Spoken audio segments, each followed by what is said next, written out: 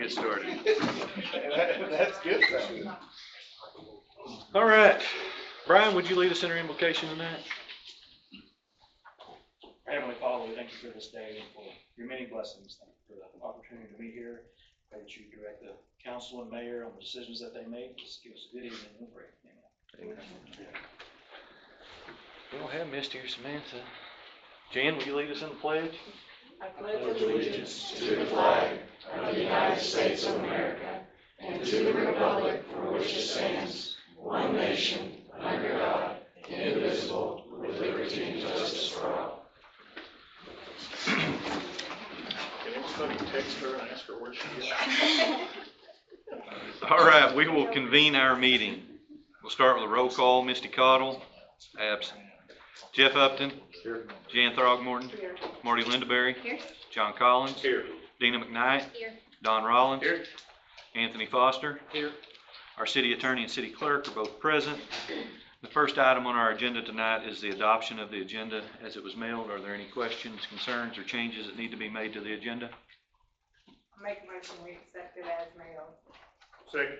We have a motion and a second to accept it as mailed. All those in favor say yes. Yes. Those opposed, no. That motion carries. Next is the approval of our meeting minutes from May 12th. Do we have any questions, changes, or motions concerning those? I make a motion we approve them. Second. We have a motion and a second to approve our meeting minutes. All those in favor say yes. Yes. Those opposed, no. That motion carries. Next is our public forum, where we invite anyone to address the council and mayor. If you're here, as I said at the last meeting, if you're here regarding the annexation, we have a special spot on the agenda to discuss that. So I would appreciate if you'd wait till that, and we'll give everyone their time to discuss that. But is there anyone who would like to address the mayor and council for anything other than the annexation? Yes, ma'am. Tell us who you are. Come on up. I'm nervous speaking. Oh, I'm don't be sorry. nervous. I'm Elizabeth Adair. I live on Sycamore Avenue. Anybody who was around in the 80s and aware, radon gas may have come to your attention. It's the decay of uranium that is way underground, and as it decays, the radon gas, which is radioactive, makes its way up. And people come along and they put a house down on land, and there just happens to be radon gas coming up, and people haven't given it much thought recently. A friend of mine on McKnight tested with a little radon meter, which are very inexpensive. They're like $60. And she came up high. Anything over 4, anything between 2 and 4 is a take action type of situation. I bought a meter and I tested our storm cellar. I was at a 9, and 9 is bad, very bad. Radon is the #1 leading cause of lung cancer in non-smokers. So #1, where cigarettes would be for smokers, that would be #1. So we do have radon in West Fork. We've got a ton of it in Bella Vista, and most people are very aware of it. And I just wanted to let our city council know that radon is something to think of, and especially if you have a basement or whatever, you need to give it consideration. Anybody who's in real estate or builders, whatever. So anyway, I have radon. I need mitigation. I'm having it done, and it's just a simple venting process. It doesn't get rid of it. It just vents it out to all my neighbors. So anyway, but I did want to let everybody know. Okay, thank you. Thank you. Anyone else? No? All right. We'll close the public forum. We'll move into our business reports. For those of you who weren't here last month, we'll run through our business reports where the department heads report on the business of the city in the past month. And then we'll get straight into this annexation for all of you guys. So up first, Walter Harnish, Planning Commission. Well, good evening. So last month, we didn't really have any business items. We just talked more about where we're headed towards with protecting green space and how we allow development to happen in that. I went and spoke with the University of Arkansas's Design Center on the square, and they're a design firm, so they design housing complexes and whatnot. So they might be helpful if we come up with some kind of ordinance that, I don't know, somehow hurts people's ability to develop it. Like I don't know. So they might be a resource that we would reach out to make sure that we're not stepping on anybody's toes when we try to create a new ordinance. So who knows when that happens, but up until then, we're still trying to figure out what might that be, whether it's an ordinance or some kind of overlay district or who knows what. Okay. But right now, we don't have anything going on, and this might be also pertinent to the annex because we're trying to protect more rural areas of the city so that they don't just explode out. And the county, I don't imagine, cares too much if somebody buys up 60 acres and somebody wants to put 200 houses or better on it out there. That we would try to, or at least what we're doing right now is trying to figure out a way to mitigate that impact, to make it more zoned for green space, where it doesn't jump out at people as much. Something like that. So. Very good. Any questions for Walter? No? Thank you, sir. Next is the library report. Marie? Hello. So we have started our summer reading program. We had our kickoff on Saturday, and for a very wet day, we had a pretty good turnout. So we're pretty happy about that. Unfortunately, we didn't get to have the baby goat because we couldn't bring it inside the community center, but we did get rabbits, so it was okay.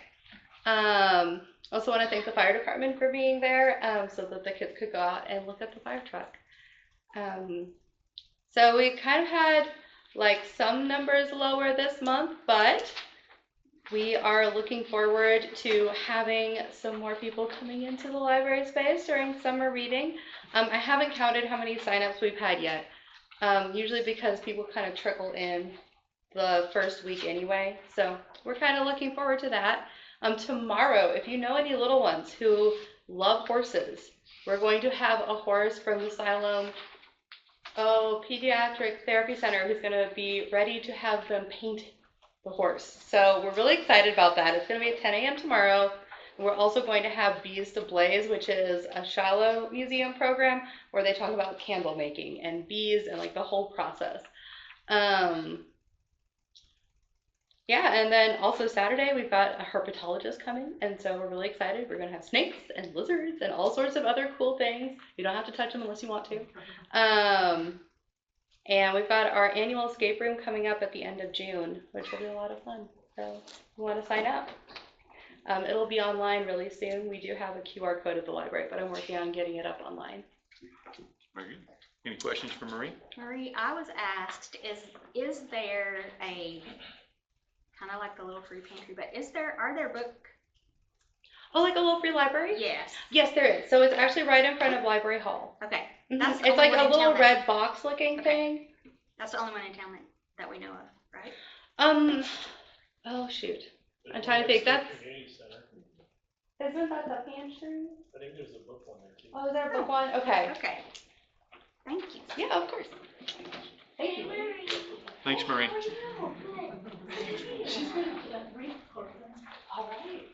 Next is the police report. Chief Goggins. Good evening.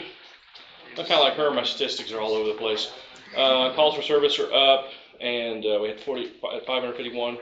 Reports taken was 44, citations 162, had 313 warnings, and then only had about 15 warrants served, kind of upside down. A lot of it has to do with STEP. A couple of our officers are out there doing Memorial Day, and so we had some big deployments out there with the officers doing STEP enforcement and stuff like that, looking for DUIs and all that. So I think that's what kind of blew those numbers higher than normal. We had a lot more people out there working.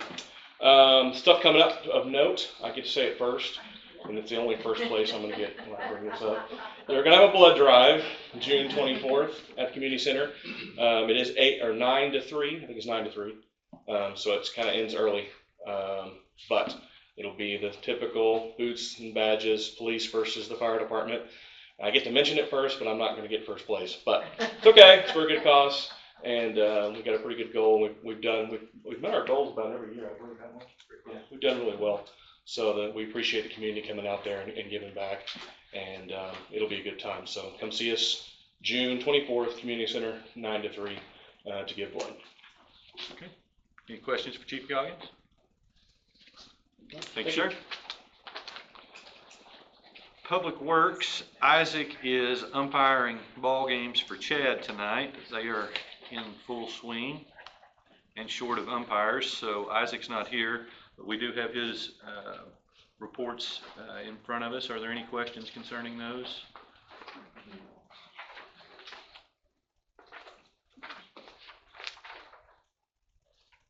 No? Don, are you still digging? No, you're good. Okay. After that is Parks report, and Chad is also at the ball field tonight.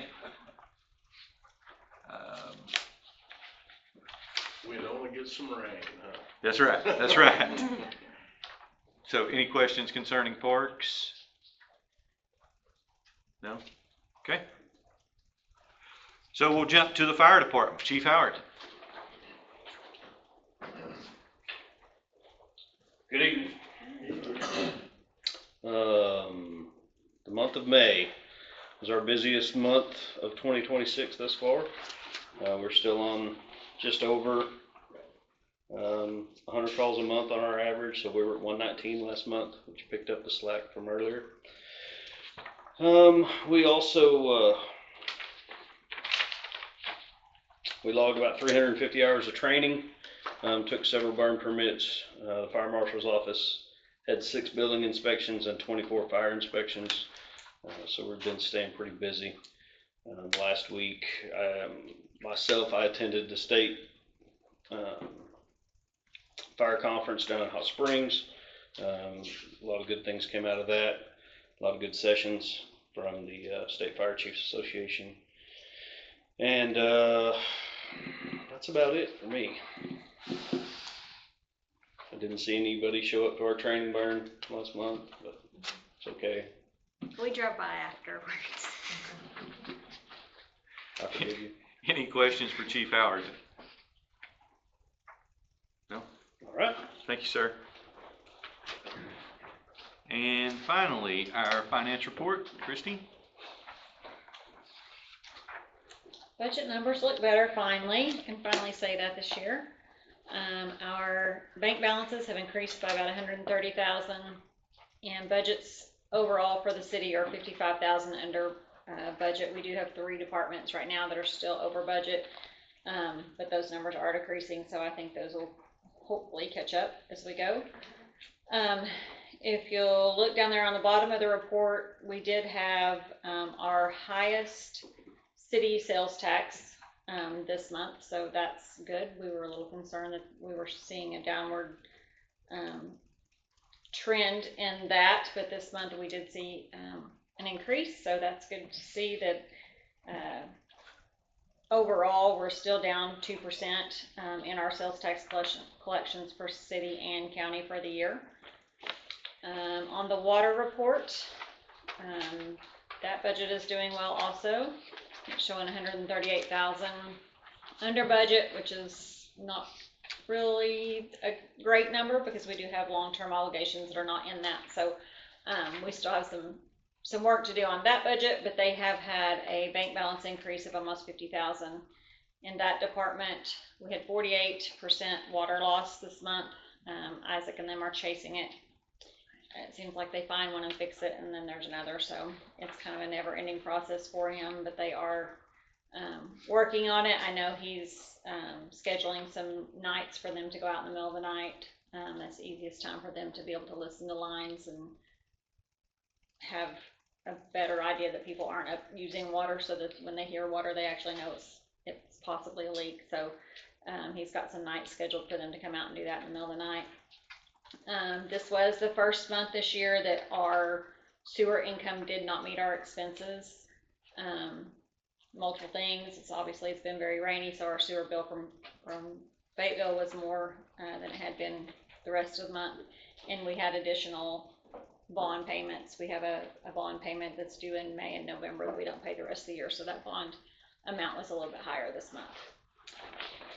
On the court department, the collections are increasing a little bit.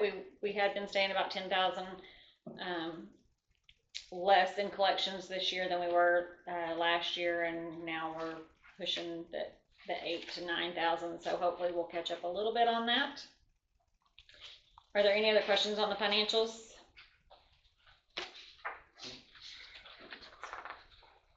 Other than that, I have, we had this summer cleanup this last weekend.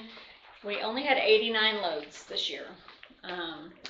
We continue to have less and less of those, so that's a little disappointing, but at least we got those people and took care of them. Of course, it was an extremely rainy Saturday, so that may have had something to do with it. Since Chad's not here, I will mention that the 4th of July event is on the 2nd of July down at Carter Park, so don't forget to put that on your calendars. And the only other thing I have is the homestead project is complete. All of the A&RC part of it has all been closed out. We came in under budget by $417,000, which is amazing because that rarely ever happens.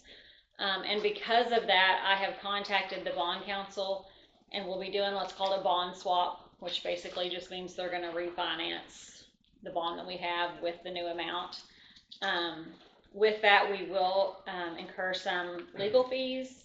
And so with your permission, what I would like to do is, instead of financing those back in, which is what we typically do, we've got the Homestead Improvement District money set aside to start when we start making payments or whatever. So I would like to be able to take the legal fees out of that and just pay that out and not have to finance those back in, if everybody's good with that when we get that done.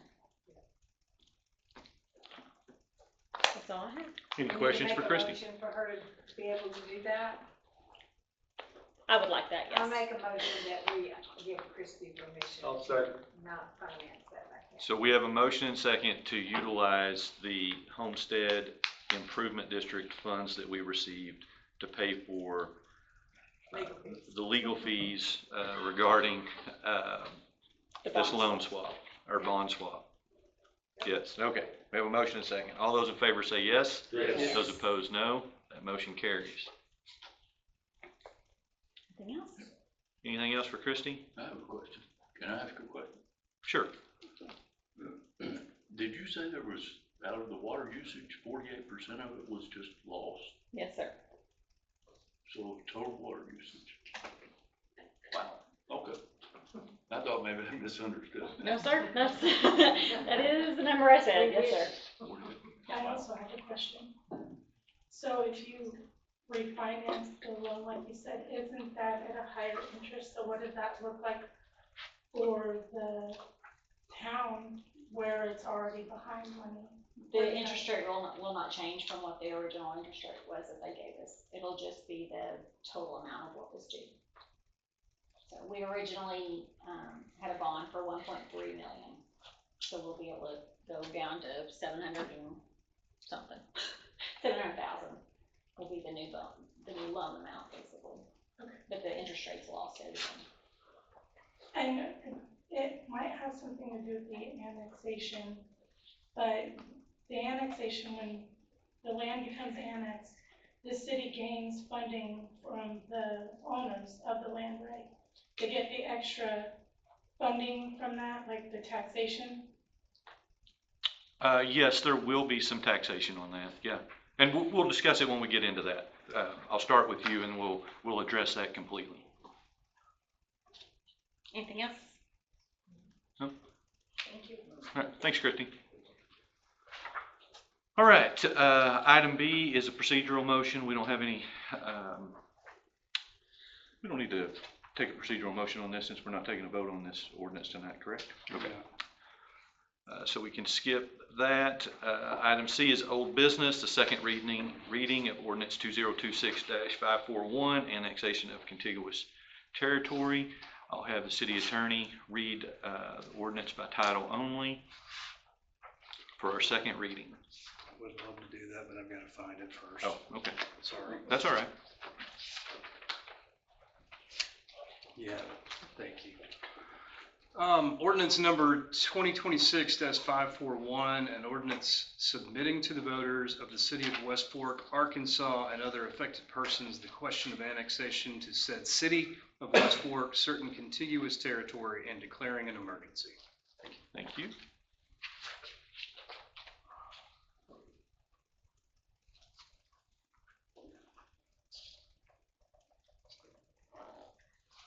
All right, so before we get started on annexation discussion and conversations, Earl, you asked last month if this 5 meal increase was going to affect you because you are over 65 and your taxes are frozen. So what we found out is, yes, it will affect you. What is frozen is your land value for taxation, but they will add an additional 5 meal tax to your property tax. Which will be about $100 per 1,000 of value. Yes, sir. Yes, sir. Of what it's currently valued at, not necessarily its fair market value, but what they currently have as a tax-based value, an assessed value on your property. So I think that's not the answer you wanted, but that's well, that is the answer I needed. That's right. That's right. Whether or not is irrelevant. But we did call and we got that answered. There was another question of, I had this asked the mayor, and I think it may have came up at our last meeting as well, but if this annexation goes through, when will you guys be represented out there? When will you be a part of the city? So kind of a timeline, if you will. If this was to get annexed, the next step would be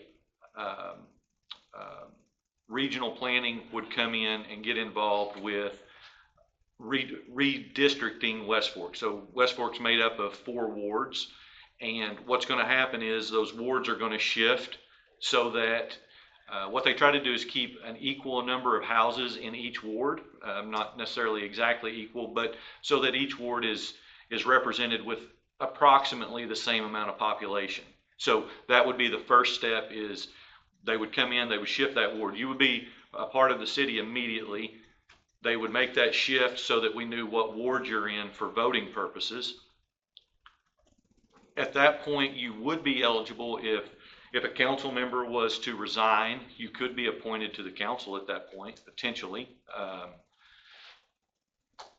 It would be the next election cycle before you guys could run for a seat on the council or for mayor. And so for the council, for instance, half of the council is up for re-election every 2 years. So we're looking at about a 2-year span. Well, by the time it goes through, maybe not quite that long, but potentially a 2-year span before there was an election cycle that someone in that community or that affected area could run for city council.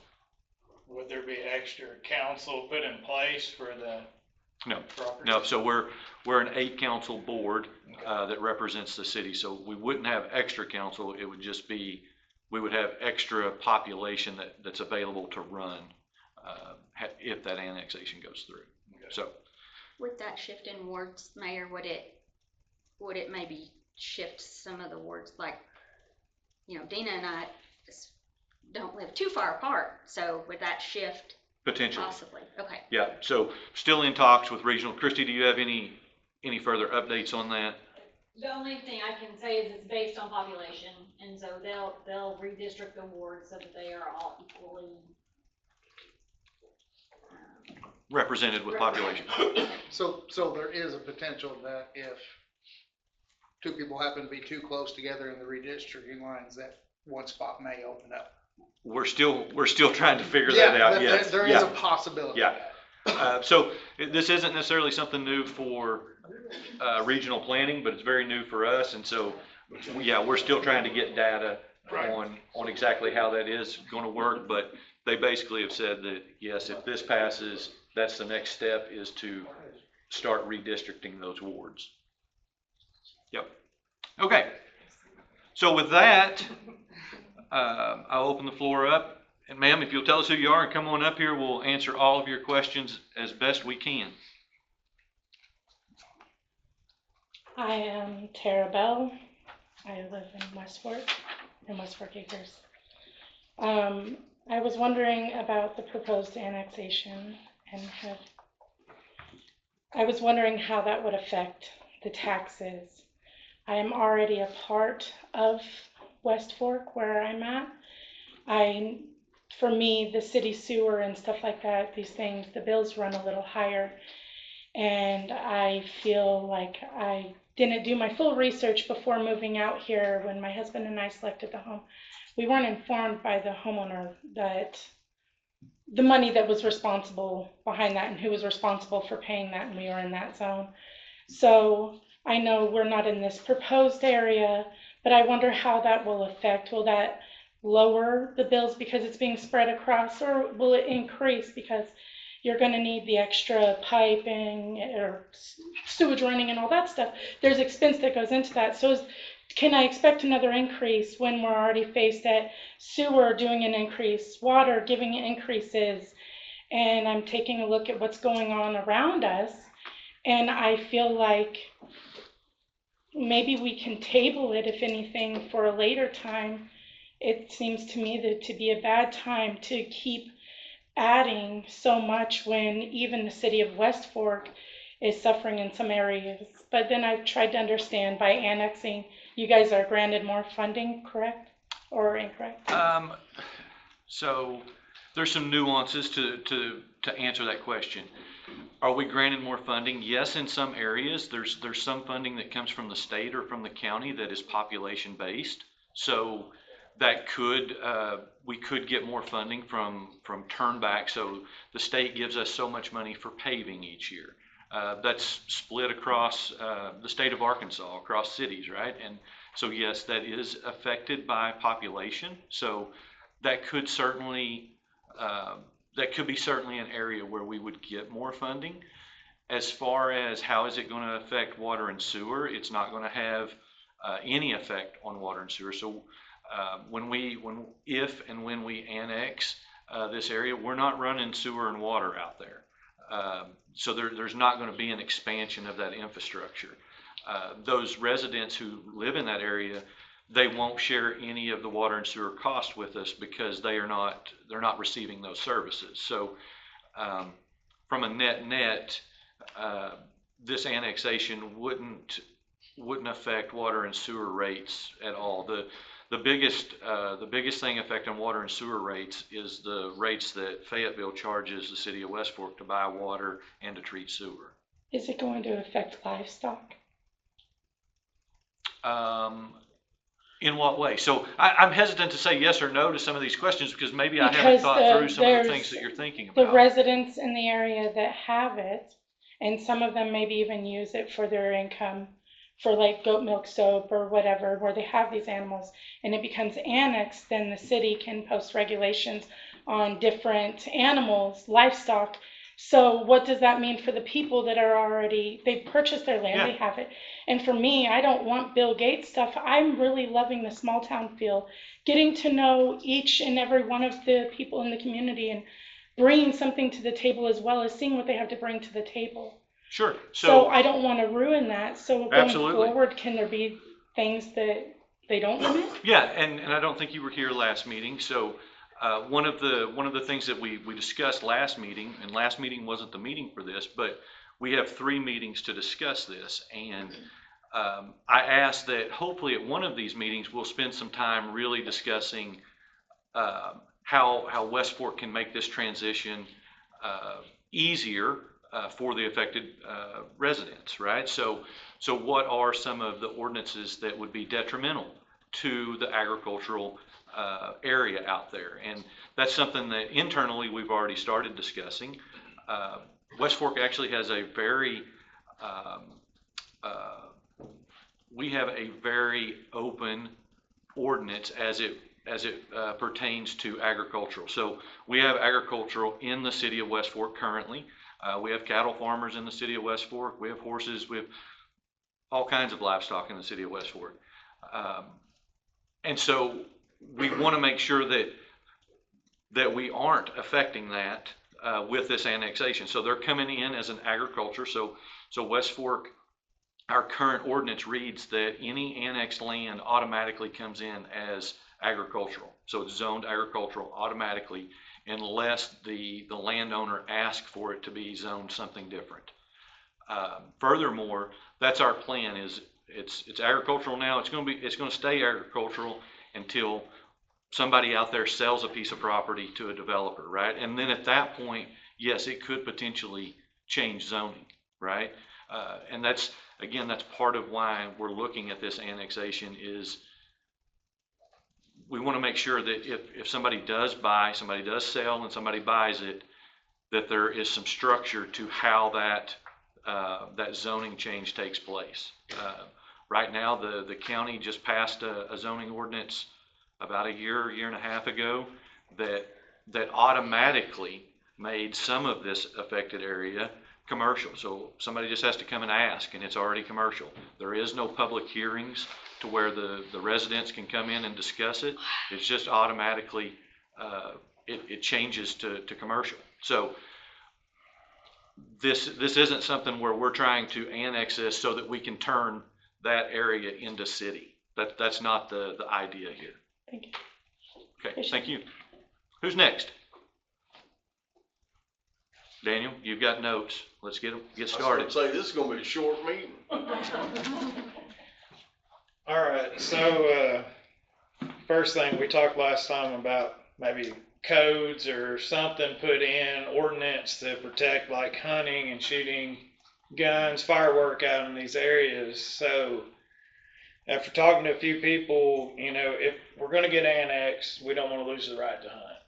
I sure don't wanna lose it on the farm to be able to do that. But we do agree that there needs to be safe discharge of firearms, whether that's saying, hey, you have to have a minimum of an acre of land and you have to be able to shoot safely or whatnot. We would not be opposed to that because I don't want my kid getting shot by the neighbor out hunting. So just on that, or in that thread of discussion, something we were kind of talking about. So keep in mind, if you guys come in as agriculture and we change something based on these discussions, right? It's going to affect everybody that's in the city that's agriculture, right? So we can't segregate or play favoritism. And so that was kind of where we were going. Do we put an acreage minimum on it, or do we just write this such that we really stress the fact that it has to be able to be done in a safe manner? So our current ordinance in the city for say shooting a bow or shooting a BB gun, is the real stressor is that you have to be able to do so safely, right? So I think that's probably how we would want to move forward with you guys. Is instead of saying you have to have X acres, we would probably try to emphasize the safety aspect of it. Okay. More so than the acreage aspect. And I think that was a big deal for our area. We don't want to lose it, but we also don't want somebody moving in and just going buck wild. Yeah. You know how people are. So, and then with that, fireworks. We all out there will shoot fireworks for a birthday party or whatever. I know in town you can't do that, but it kind of in the same.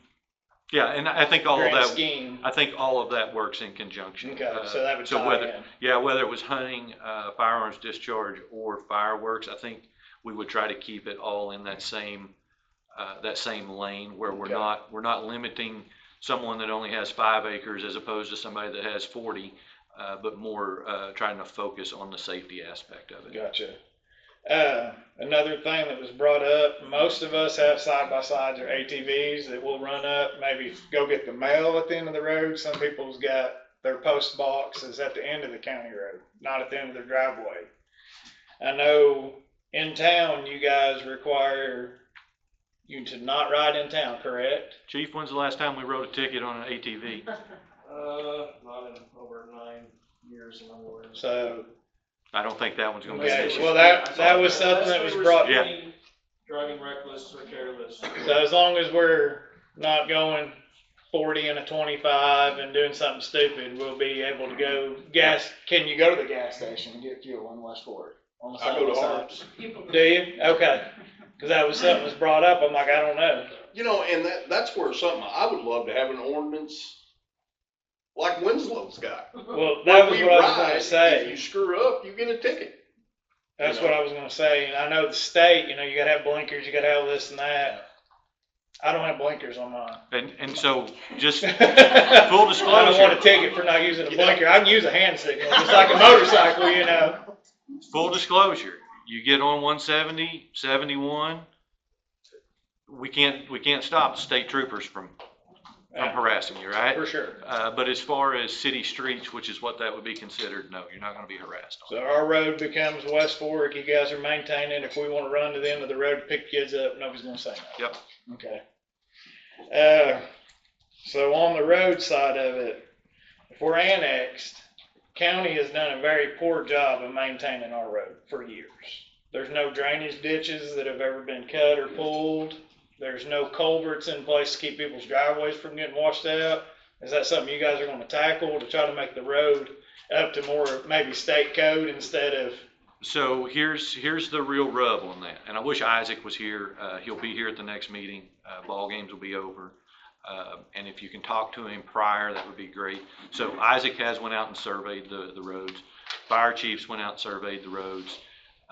I know that, yes, they have looked at, there's gonna have to be some work done, okay?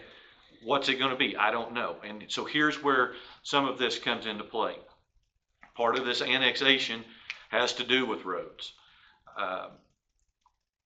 In the county, especially in years past, if you decided that you wanted to move in 6 or 8 family members, you'd put a little lane from one house to the next, to the next, to the next. And that creates a situation that works fine for the family until somebody sells it, right? And then somebody comes in and says, hey, city, fix our road. Well, it was never built as a road to begin with, And that's right? different than what I'm saying. Yeah. County Road 234, it's a county road Yeah. established. Yeah. That's not maintained. Now, my driveway, if I got potholes in it, that's because I'm too lazy to get in the tractor and fix the problem. Yeah. So yes, we do know that there's some, and Isaac is gonna be the one that can tell you more about, these are the spots he's identified. There's some spots that fire department has identified that's gonna have to be widened, fixed in one way or another to ensure that, I mean, we're still getting a fire truck, or we're still responsible for it, but if it's a city responsibility, there's gonna have to be some changes made on some of those roads. Okay. But I don't have the specifics of that knowledge. Now, on our road, we've got the little Campbell Cemetery out there. Yep. So widening the road's kind of a problem there. You can't Yeah. really go around it. And I You're not promise you, gonna exhume graves, we're I'm not sure gonna be of that. exhuming anybody, 100% guaranteed. And that was brought up. I take care of that cemetery. The people that pay me to mow it wanted to know if that's annexed, is that something like the West Fork Cemetery on the hill that you guys are gonna try to take control over and maintain the So cemetery? let's change the wording on that.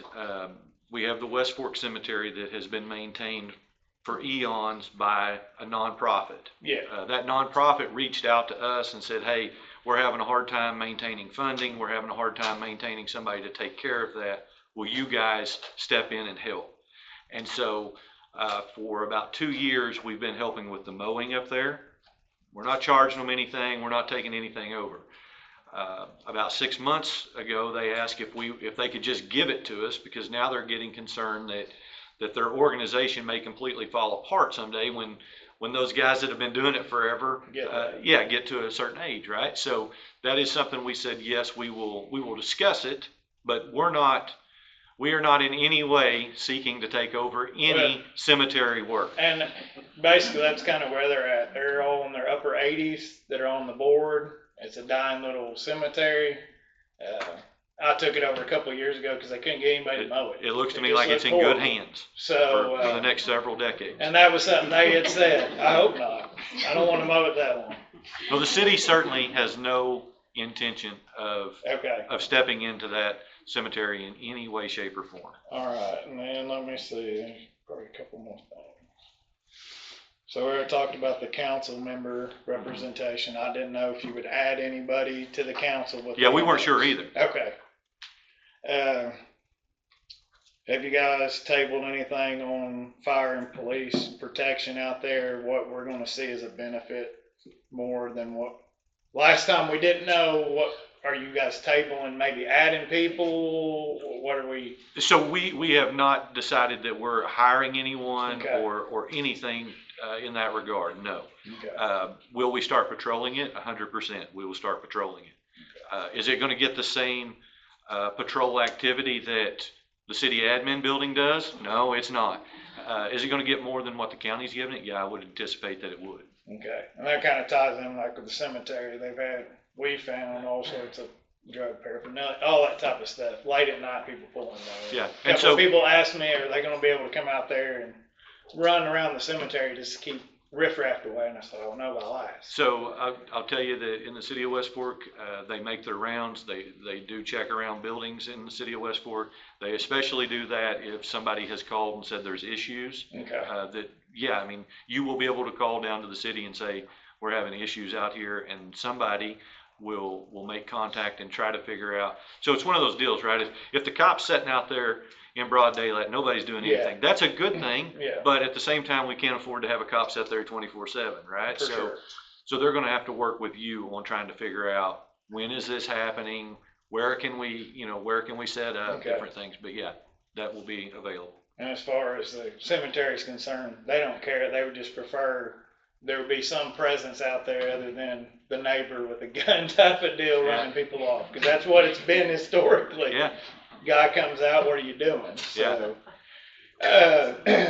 building codes. We talked about the county's got their codes and stuff. Have you looked into that? Just got back from vacation. No, I didn't. Okay. Answer your question. So if we're in this annex, are the buildings and structures that are in place, are they gonna be grandfathered in where we don't have to worry about being updated? Yeah. Are you guys gonna have the structure, what was it, 60% or whatever damage? Is that gonna be in place with you guys to enforce, hey, you need to go take care of that shed? So what it currently says is if it is destroyed to 60% or more, it has to come back up in Okay. code. Or if you add on 60% more than what's currently there, it has to come up to code. Okay. But are you gonna go out and say, hey, that shed's not up to code? We haven't done so yet. Okay, that was one thing that was brought up. And then river access. There's all sorts of roads like Phelps Drive, and I don't know where the Greenland boundary is there. That's a court. We've got the document for the farm. I got right of way going through there, but it's not maintained for river access. Is that something you guys are going to try to get back up so people can enjoy the river? Because some of the stuff, like around the update on Dye Creek, where you used to be able to drive down the river and go up with your pickup and go fish, you can't get in there anymore. And I know they're doing some work over there, but are you guys gonna, try to get some of these accesses cleared so people can do it where they're not trespassing, not causing a problem? That's nothing that we've discussed thus far. Okay. Nobody's asked us to do anything like that, and that's not something that, no, we're not out actively looking to bring Phelps Road up to city code. And I don't think it's Phelps Road going to Laney Hole. I don't know where the private drive, actually. It's not. It's not. It's not a county road though. No, it is a deemed county road. County used to maintain it. Yeah, they used to. We've got the document where they tried to shut it down and make it a private road, and we had to go Was to that court. when Phelps was there? Yeah. And I know it's- they didn't like people running down there. everybody camped on us, and we didn't have any problems. The people that had problems with Phelps out there Yeah. trying to block the road. So is that something you guys are going to put in place where there's some river access? Cause So we're not looking to add any river access. No. If somebody comes to us with questions about that or ask us to do it, we'll certainly look into it. But actively, no, we're not trying to open Phelps or any other river access. A lot of that, like at Dye Creek, a lot of that's not the city. A lot of that's Corps of Engineers and Beaver Watershed Alliance. That's, they're the ones that are driving a big part of that. I Yeah. think you guys partnered with them on some of that, We didn't bank have anything restoration. done on ours yet. Oh, you didn't? So, Okay. no. I know that was an Cost area share wasn't good enough. Okay, I I knew gotta they lose were a lot looking of at land to make that bankroll work, Yeah. so. So, But the access deal, like I said, I've had a lot of people wanting to come through us on private road to get down there. And they're like, we can't get where we used to. You just can't get down there. yeah. And No, I'm if we would Is that something potentially. you guys would look into doing? If somebody asked us to look into it, 100% we would look into it, but 'Cause I we're not know- gonna do it on our own. For us, with our farm and the other people that are around there, if there is a lane that people can go down there and enjoy the river and they're not trespassing, that would make me very happy. Cause I won't have to be, hey, what are you guys doing out here? Yeah. You know? So, yeah, that's something that if you came to us asking, we would potentially support that, but it's Okay. not something that we are actively looking to do. Okay, and to do that, it would be after the annex, and Yep. I could bring the court documents and say, hey, this Yep. is a public road. You Yeah. guys annexed it. Can you guys get something done, Yeah. basically? Yeah. All right. I think that's got everything. You guys think anything else? Okay. So have you seen the new Greenland annexation map? Is there another new one? So step on up here. 'Cause I haven't been back down to City Hall. So this is West Fork's annexation in the green. This is what the city of Greenland just voted down 6 months ago when they Yeah. tried to annex it. So when we were in here talking the other night, Greenland was already putting this annexation Okay. before the state. And so this is where they're proposing, this is on their ballot right now, right? They're having this Yeah. reading as well, and this is gonna be voted on. So this area is either gonna be West Fork or Greenland. I don't Yeah. think you're gonna vote both of them down, all right? So I just wanted you to know Yeah. that when I told you that we're doing this in response, I'm not blowing smoke. And their mayor told me the same thing. It's gonna be ag. My farm's not gonna be affected where they're gonna rezone. So come back up here, I wanna show you one other thing real quick. So, one of the questions was, why did we cut that piece out? Yeah. Yeah. Clinton Acre and So- Pierce. Yeah, somebody thought we were doing favors to the McClintons and the Pierces. So this purple line is our new annexation, proposed annexation. I'm sorry, this purple line is our old, planning boundary. Yeah. Okay, this is where we planned out to. Okay. So that purple line ran up through there. When we proposed this annexation, we followed that and then cut back up here, mostly because of the terrain right there. Because it's all hollow ground, Yeah. essentially. Yeah. So I just wanted you to be able to see that we didn't make that cut out. I didn't have a good answer for you last Okay. month, so I wanted you to be able to see that, yes, that is where our planning boundary was. And you guys aren't gonna annex that for any reason? It's not currently under any plan, so, most likely what would happen there for us to annex that, Daniel, is, and we've had somebody come to us that had proposed, buying that and a development on it and ask us to annex it.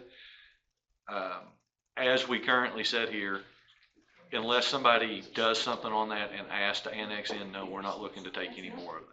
There's nothing out there, right? They were wanting to develop it? Yeah. How so, just out of curiosity? Is that when they were wanting to put the landfill out there at one point that they had talked about? No, this was, there was a proposal to build, multiple, single-family residential neighborhoods out there on that, as well as some commercial. And you guys should have baited the hook and We tried. sunk it in on that deal. I tell you what, we tried, This but land, really. the developer that brought that to us, scared a lot of people. And so we were a little timid, and then the whole deal fell through anyway, so it didn't matter, but. Gotcha, yeah. I mean, I've been all over that place. I don't know.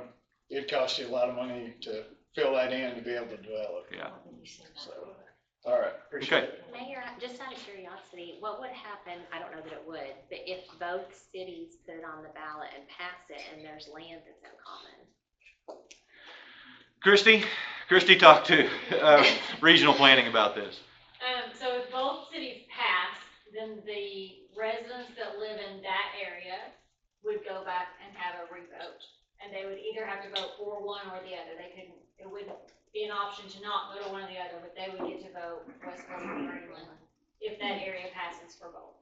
If it only passes for one, then it would go to the city that passes for. If it passes for both, then they would get to have a runoff for the.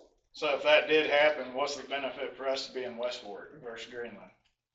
Nicer people.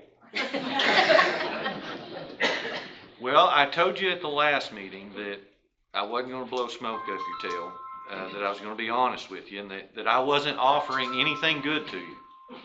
I'm not sitting up here saying this is the best thing that you guys can do. I'm being honest with you, but I concluded that meeting by telling you that the real benefits was you would be represented by the best city council in Arkansas and the best mayor in Arkansas, and I stand behind that. You know what they say about politicians, right?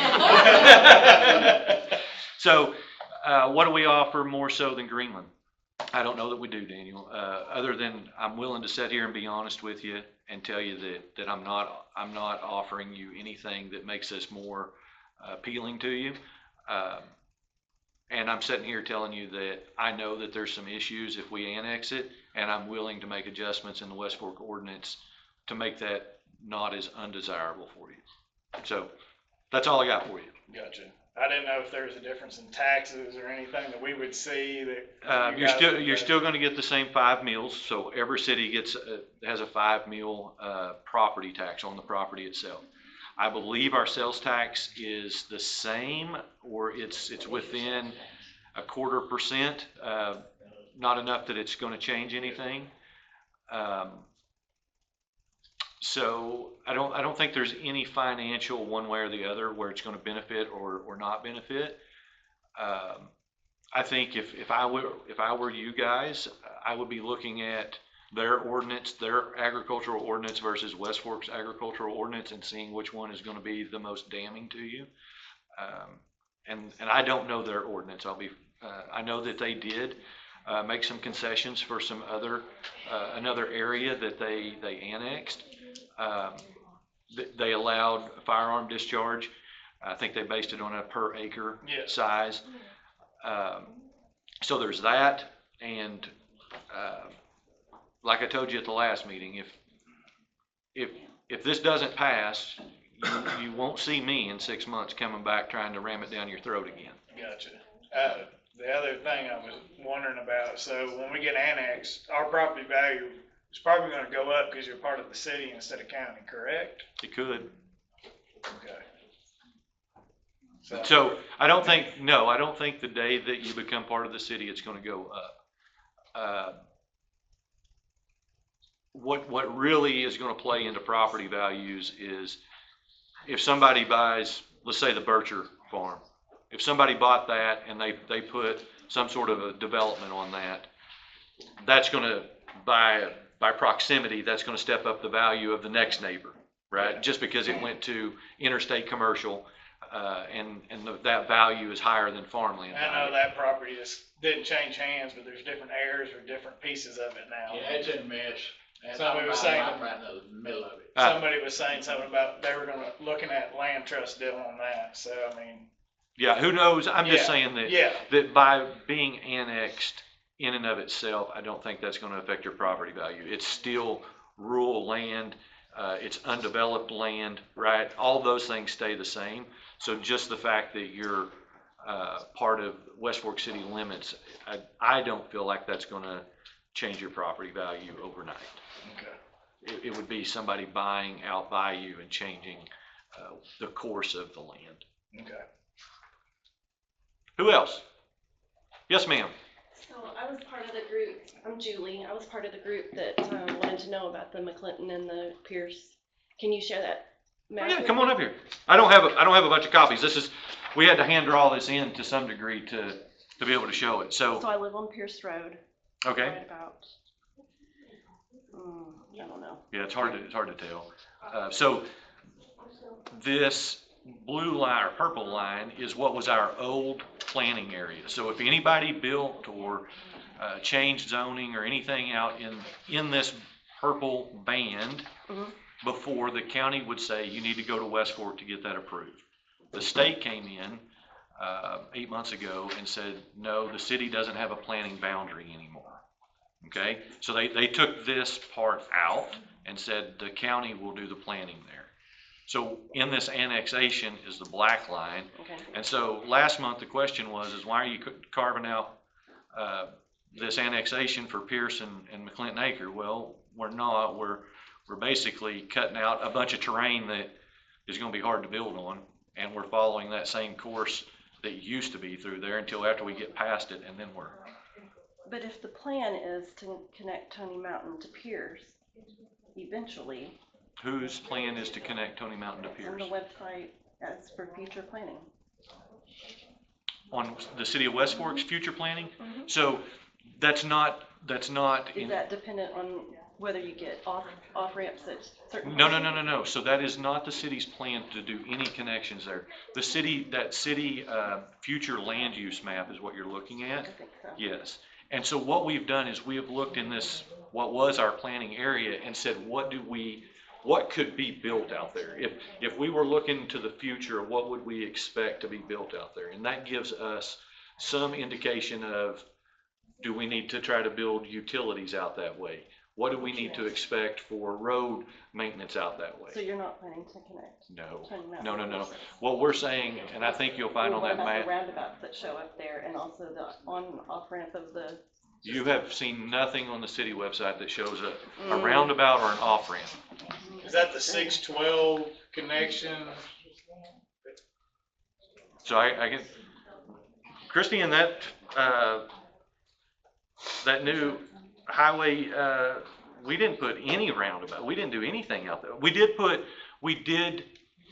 did draw in off ramps on that. That's, again, on At our, the quarry and at. yes, where- that is there. Where Campbell crosses 49, Yes, which I'm right in the middle of both of them. yes. So, So that's gonna affect Pierce Road, is it not?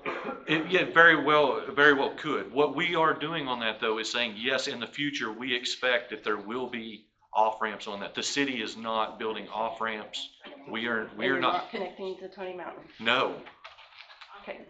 Mayor, will that be decided by RDOT, where Yes. those would go in? yeah. I think what my family was wanting to know is, we live on Pierce Road.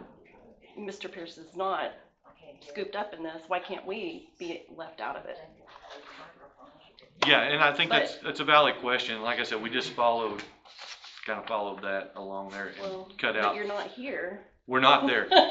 And you're not here. We cut out the chunk that was hard to do, Which- that we didn't foresee anybody doing a lot with, Which is where? which is this, inside this square right here. Could you guys add that in? Because if 612 potentially could go in there, why would you not have that? I'm taking off with the map, sorry. I would like to prove that, but Well, just bring it back to me. It's the only one I have. is it, That's different than that one. it is different. Is it different? Let me than just the look at ones it during the that meeting. Yeah, I'll that's give it fine. back to you when we're done. Too, because there wasn't one with any red lines on it that I ever saw that you guys. Again, we had to create this ourselves so that we could see what the difference was. Yeah, I have a copy. No, that's the only one I have. Who's next? It's on the website? Do what? Are you gonna put it on the website? That map? Yeah. Probably not. Huh? We can make copies. You can go by and pick them up. But just know that it's hand drawn, right? It's not precision. Who's next? Hang on a second. I got this guy coming up. I'll get you next. Thank you, Mayor. How are you, sir? I'm doing well. Thank you, council, for hearing us.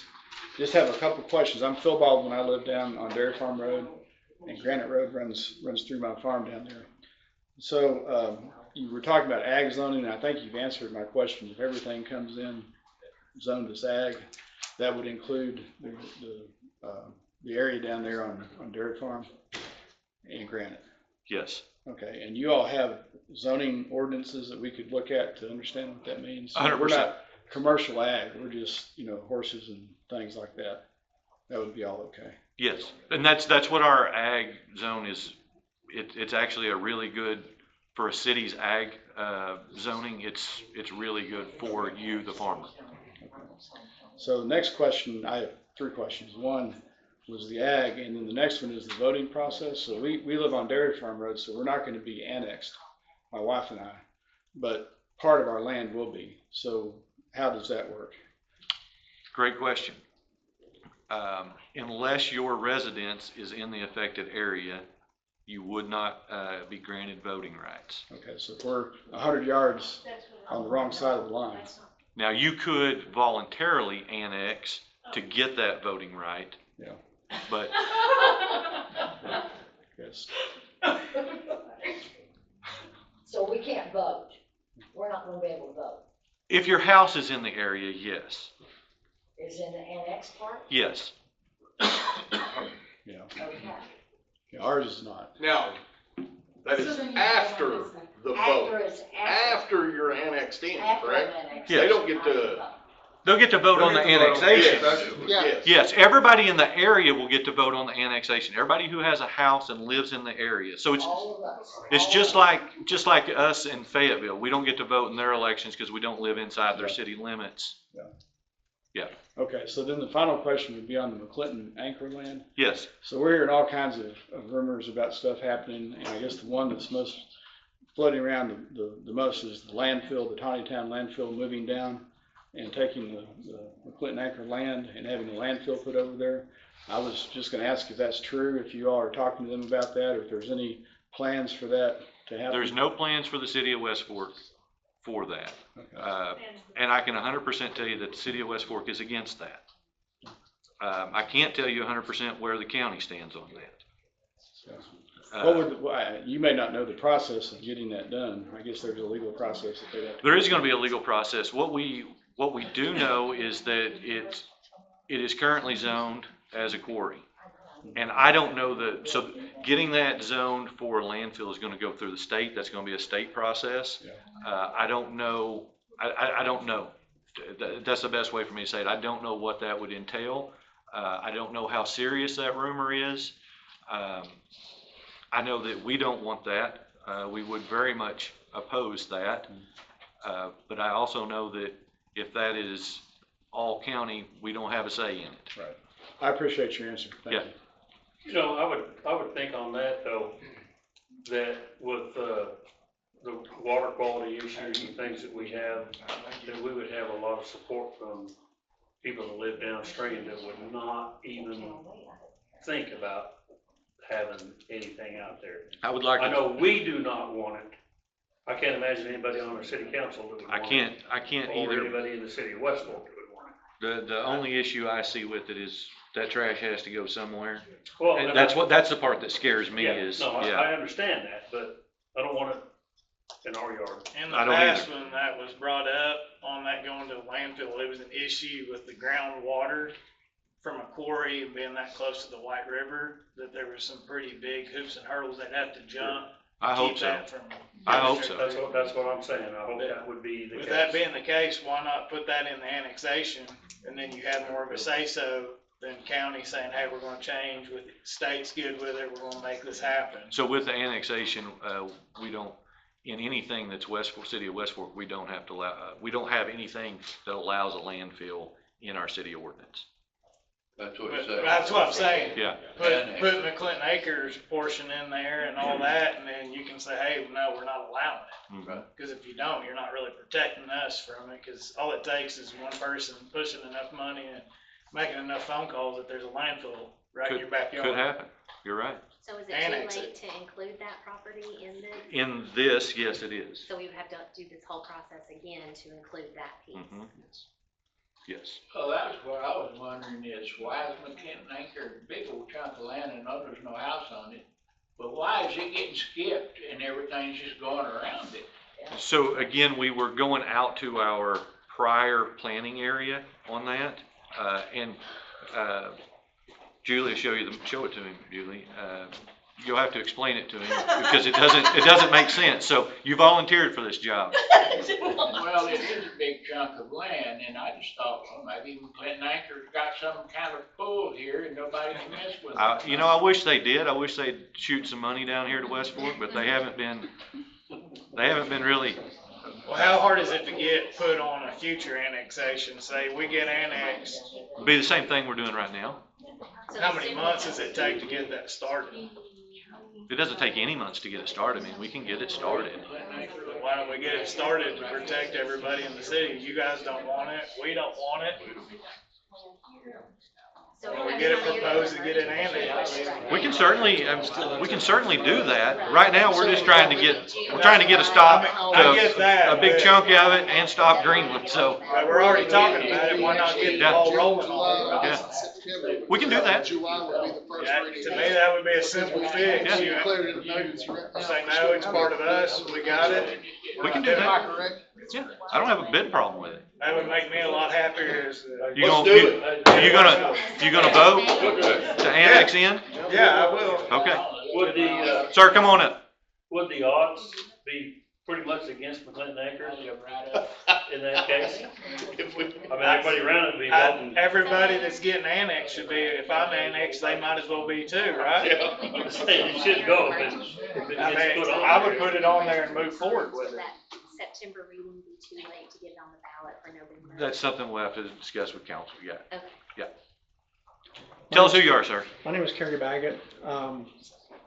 How do we find, we are on the, either not in it or on the very edge of the annexation proposal, and I think we're in it. But how do I find out for sure? So the best way to do it for sure is because there's not enough detail there Yeah, for you sure. to decide. So you can pull this up on the website, or you can go up to the city admin and sit down with Christie and she can pull it up. Okay. If we blow it up on the computer, we can get down to Okay. the minute, Because I looked at the Range Township and all Yeah. that, and it looks like we're in that, but I couldn't When I tell. called, they said we're right on the cusp of that. who did you call? I called somebody at the, here. At the city? Okay, so we think they're outside, just outside of it, Christie?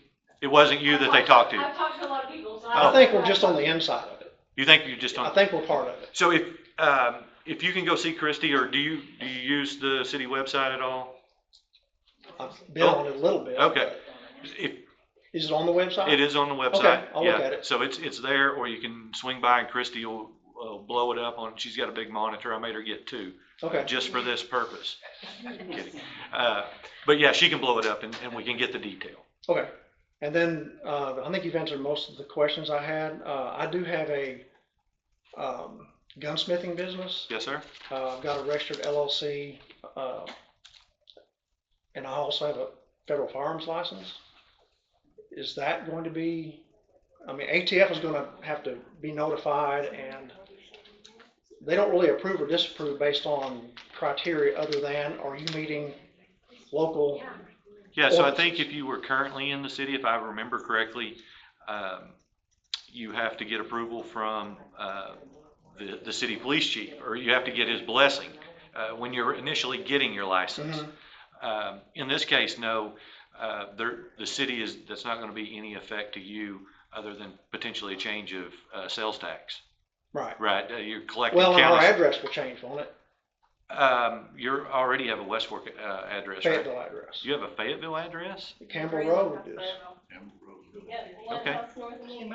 Okay, so yeah, you would get an address change, yes. So I'd have to go through ATF, and they will ask me to verify, or they will verify. I just want to make sure there wasn't a problem with that. No, we've got another gunsmith shop in town. Okay. So no, there's no issue with that. And then again, just to clarify, being zoned agri, we doing it safely. I can test the guns and. So that's something we have to make a change. So currently, there's no firearms discharge in the city limits.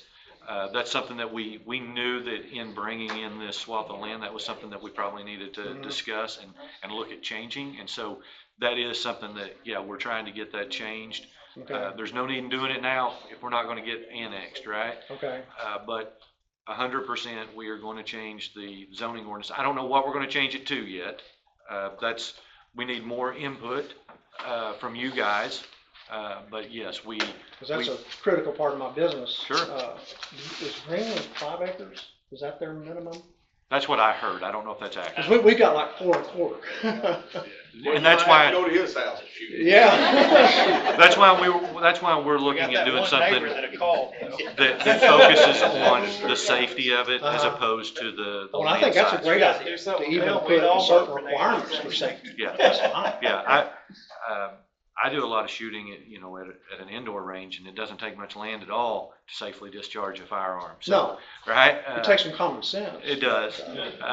But so that's why I think maybe the land barrier is probably not the best way to go with it, and more of, The safety factor. somebody could put up a nice berm, out back of their house and shoot into it and not necessarily need, an area greater than 25 by 40 or whatever, It might right? not necessarily be safe either, It might not necessarily be safe, but, so that's, I think the safety thing is way more Yeah. important than that, the amount of area. so. Okay, well, I'll pull up that map and see. Yeah.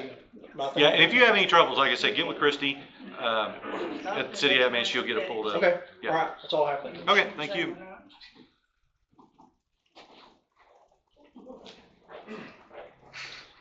Woody Maringer. I live down on Granite Road. Hey, Woody. How you doing? So Granite Road is a four-digit county road number, Okay. which is a private county road. Do you know if private county roads or three-digit county roads are going to be affected as far as what becomes a city road moving forward? So is that an oxymoron to have a private county road?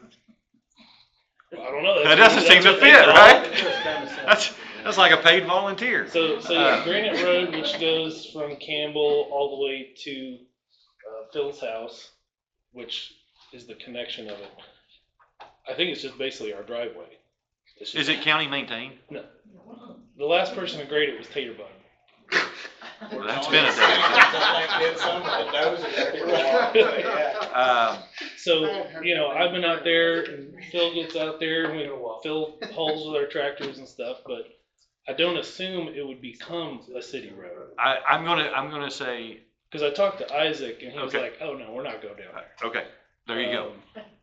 So I wasn't sure how many roads that are getting annexed are four-digit county roads. And if they are, would it then become like, it's Granite Road, but like, what would the county nomenclature be? Does anybody know? Like, this is just Granite Road from now on? If it goes into, I'm gonna assume that if a county road, it'll no longer be a county numbered Right. road, it will be it'll be a city named road. Right, but it's basically, I think it's still gonna be our driveway. Yeah, and I think if it's your driveway, Woody, it's gonna remain your driveway and you're not Okay. gonna get any maintenance on Okay. it. And whatever its 911 address is what its 911 address is gonna Okay. continue to be. Okay. Next question has to do with campers. With what? Campers? Okay. So the last meeting you said, it's fine if you're renting it Airbnb style or not living it very long, but there's people that live in trailers, campers specifically, permanently, Okay. year round. Would they be able to file for a variance? No, I don't believe they would be able to file for a variance on that. They would come in grandfathered in. And so what our current ordinance says is there's people that live in the city limits that are living in campers. If they ever pull that camper out, they can't go back. Okay. So like if their camper catches on fire and they have to buy a new one, it's no go. Mm-hmm. So would there be a way to change the ag Ordinance? Absolutely. to include that? Absolutely. Okay. Nobody's So- proposed that, but yes, So that I is. proposed it because there are multiple people that don't have any means to build a house. It's like they live in a camper, they can't afford anything else, and this is gonna be unjust burden upon them. Just So is the it way gonna they be a live. burden immediately, or is it gonna be a burden if something happens? If something happens. So my question, where I'm going with this is, they're living in it permanently, but they've got it like attached.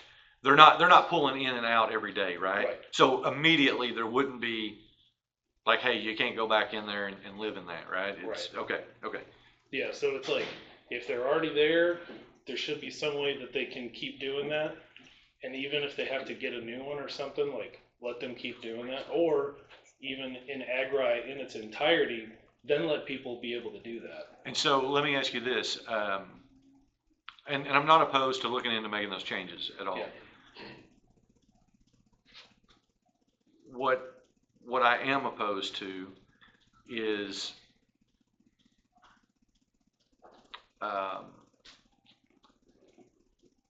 letting someone live in pain just because it's the pain they know. So when I say that, what I mean is what they're living in, is it is it safe? Is it healthy for them to be living in? Because that's another area where the city would potentially balk at changing something is, you know, sometimes just because that's how somebody is living and it may not be the best thing for them. And I'm not trying to get into somebody's business, but I am trying to keep somebody from getting hurt or there's some instances where people, you know, maybe they didn't have family and they were in a situation, and that situation just continued to deteriorate to a point where it was shame on somebody for not stepping in and trying to help. Well, and that's, you know. It's hard. It's a slippery hard, slope. But that's their choice and that's what they're doing, and it's keeping them from, you know, living in a car. Okay. So I would encourage you, because I don't know if you've like done an assay of the area, but there's, I would say probably 15 to 20, just guessing. Okay. Just so you know, that is something that will need to be addressed, because if you start telling people they can't live in their camper, it's not going to be good. Well, like I said, we're not going to come and tell anybody they can't live in it, right? Under the current, it's if they were to take that and go on a 5-day trip, then they would be they would be breaking the ordinance if they came back and started living in it again. But that's also the current mayor, the current police chief. You know, it could change in the future. It could change if, you know, they all of a sudden got annexed into multifamily residential. You know, there's lots of reasons that they wouldn't then be able to do it. You're exactly right, and there's no way that I or this council can change anything that's going to exempt that, right? We see this every 4 years on the national level. One president comes in and says we're going to do this, and 4 years later another one comes in and says that's stupid, we're not ever doing that again, right? And then we repeat those cycles. So even if I do write an ordinance that allows this, that's not to say that another mayor or another council can't approve somebody building a housing development right next to that land and change that ordinance, right? I don't want to mislead anybody on that. An ordinance is only as good as the next one. Well, it's only as good as the council that supports it, right? So I don't want to be misleading in that I can make that ordinance and make it stay for all of eternity. I can't do that. Another thing is to think about changing the house size ordinance. Okay. Like currently, you have to have 1,000 square foot house. If you build one. If you build one. But there's a lot of people buying little parcels, building a tiny house. You know, it's just what they can afford and live in comfortably. And currently, those plans get rejected. So do they get rejected at West Fork? Yes. They do? Yes. Okay, and because they're under the 1,000 square foot limit. Is that right? Yes. That is absolutely wrong. So Ernie? Who's Ernie? Ernie that lives right across from the rec hole. He bought the parcel just up Campbell Road. Randy, yeah. So he submitted plans for under 1,000 square foot house. They got denied. And so he had to buy a camper. And then he had to have it in a permanent structure, so he had to build a carport over his camper to make it a permanent structure. So we have had multiple people come in talking about building small houses. And every time somebody has came in to talk about that, we have discussed amending that ordinance to allow small houses and what would that look like. And correct me if I'm wrong, Christy, but I believe after that conversation, that's the last time we've talked to any of them. Developers, yes. Now, if a single person comes in with a building permit. Asking for it. Application. We tell them it's got to be 1,000 foot. But we have been open to looking at changing that. We haven't been stone cold on that, but we've had nobody that has followed through with walking us through that. Okay. But yes, I guess from what Christy's saying, yes, if it was a single person that just asked, can I build a 900 square foot house? The answer would be no. That's what the ordinance says. But right. we have had developers that have came and asked about it, and we've said, no, here's what the ordinance says. But talk to us. What are we looking to do? Right. Well, I think that would be something to look into for the future is to change that specifically. Do you have a size in mind? I mean, when I built my house, it was 400 square feet. And we lived in that for 10 years until I built another 900 square foot addition onto it. And that was the way I could not have a house payment and just build it paycheck to paycheck, was I had to start small and knew I was going to add on. But that's what I did, and I wouldn't be able to do that inside city limits or probably now in Washington County. Probably not. Probably not. My next concern was the cutout from the quarry, but I would be in favor of annexing the entire quarry if it's going to happen, just to be able to keep waste management at bay from trying to annex or put a landfill in. Outside of the zoned area is where the scales are for the quarry. So that would be like the business office. So currently, you know, if the quarry opened back up, there still wouldn't be any tax money coming in from the quarry. Because like, yeah, there are gates on it, but not their building. So currently you guys aren't going to get any tax money if the quarry opens back up. Okay. Just so you know. So yeah, I would be definitely in favor of annexing the entire quarry. So the city could have a say in what happens there. Okay. And so what are your thoughts on, if this passes, how long do you think it would take us to get another ordinance passed if the quarry did open back up? I don't know. I can tell you it'd take about 30 seconds. Okay.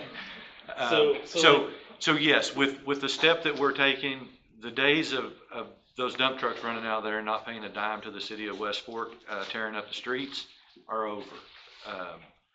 There's no activity taking place now, so they cut this off where our old boundary was, and again, looking at a topo map, it's pretty rough. But yes, if they were to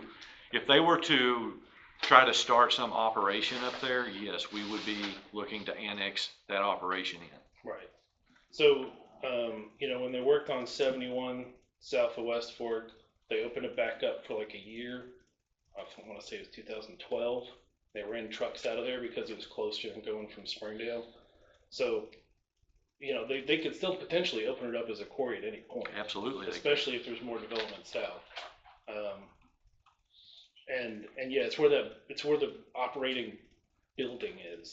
So, I believe where the so what tax- we would be looking to annex is wherever the transaction took place. Okay. So like if their Fayetteville office did it. So if they're selling it in the Fayetteville office, it wouldn't matter if we had the whole thing annexed. I see.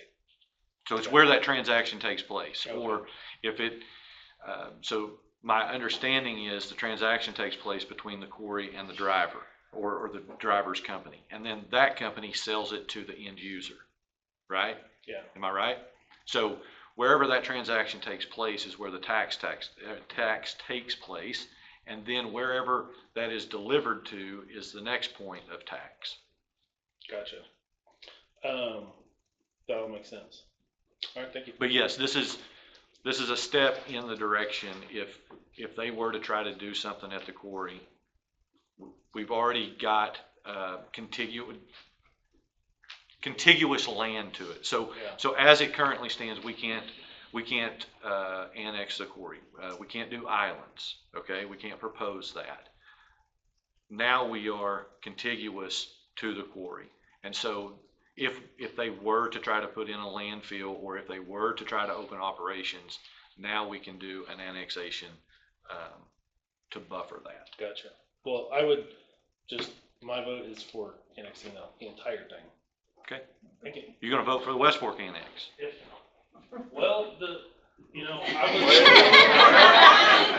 I was really on the fence when this first came out. Okay. Because all of where I am, just north and east of James Place, it's all floodplains, what's annexed here. It's just drawn a nice square line. That's all that is. That's exactly right. And so I just get looped into that. Yep. And I'm not going to get anything for it. Nope. Except higher taxes. 5 mils, yes, sir. 5 mils. But when I saw what Greenland was doing, you know, they're not going to stop. Greenland's pretty aggressive. So, yes, I understand that Campbell will eventually become a thoroughfare all the way up to Tiny Town. Like, that's all gonna be an interchange, high-priced real estate right there. So yes, it would make sense to get that into West Fork now, before Greenland takes it, because it's coming, like you said. But It's the difference between me and a politician, Daniel. I'm telling you the truth. But I do think that the map was drawn hastily without too much thought of exactly where the lines go. Because most annexes and most city limits don't follow straight lines. They follow exact property lines. They follow subdivisions that get made. Like Fayetteville isn't a nice clean square. It's all over the place. But, you know, the line going straight through Phil's property, like, it could have just been his property line or not his property line, but it's smack in the middle of his property. And that is a change in planning, of trying to get city boundaries squared instead of that squiggle. But what does the square matter? You know what I mean? Like, it doesn't matter. It doesn't matter anything to me or you, but from the state level, from state, county, city, this is what they're going to. Right. But yeah, so to keep waste management at bay, I would be for the annex. Am I a fan of it? No. Yeah. But I understand, like, yes, it's going to happen at some point, so we might as well get it to West Fork. But, you know, Greenland does have a 3.2 mil if you're in the Greenland schools district. I don't think that's legal, Woody. So every city has to vote every year to accept 4.9 mil real property tax. We have to. So either that or we don't get it at all. On Washington County's list of cities and their mill rates, Greenland has 4 different mill rates. So those are additional. Outside. Well, total. So if they, like in Winslow, if you're in Winslow, you have a 5 mil rate. Every city in Arkansas has that 5 mil rate. But you really may want to look at the list of the different school districts. So school district is totally separate. Right, but that's the line it follows. No, sir. So with what we're talking about, this follows this city limits line. And only that. It has nothing to do with school districts. So where Greenland has city limits, that's West Fork School District, that's a 5 mil rate. Where Greenland has Greenland school districts, that's a 3.2 mil rate. And that's a mill rate going to the school. That has nothing to do with a city. So a city only has the 5 mil rate, period. And that's within their city limits and has nothing to do with school district boundaries. Okay, maybe I was looking at it wrong. I promise you that that's the only thing the cities can have for property taxes. Okay. You Now know, the part of Campbell right now, it can be in Fayetteville, it can be in Greenland, it can be in Westport. Yeah. Yeah, we have a All thing on on it. Yeah, and that school district, that whatever school district you're currently in, this is gonna have no effect on it. Okay. Yeah, but the school district thing gets really squirrely.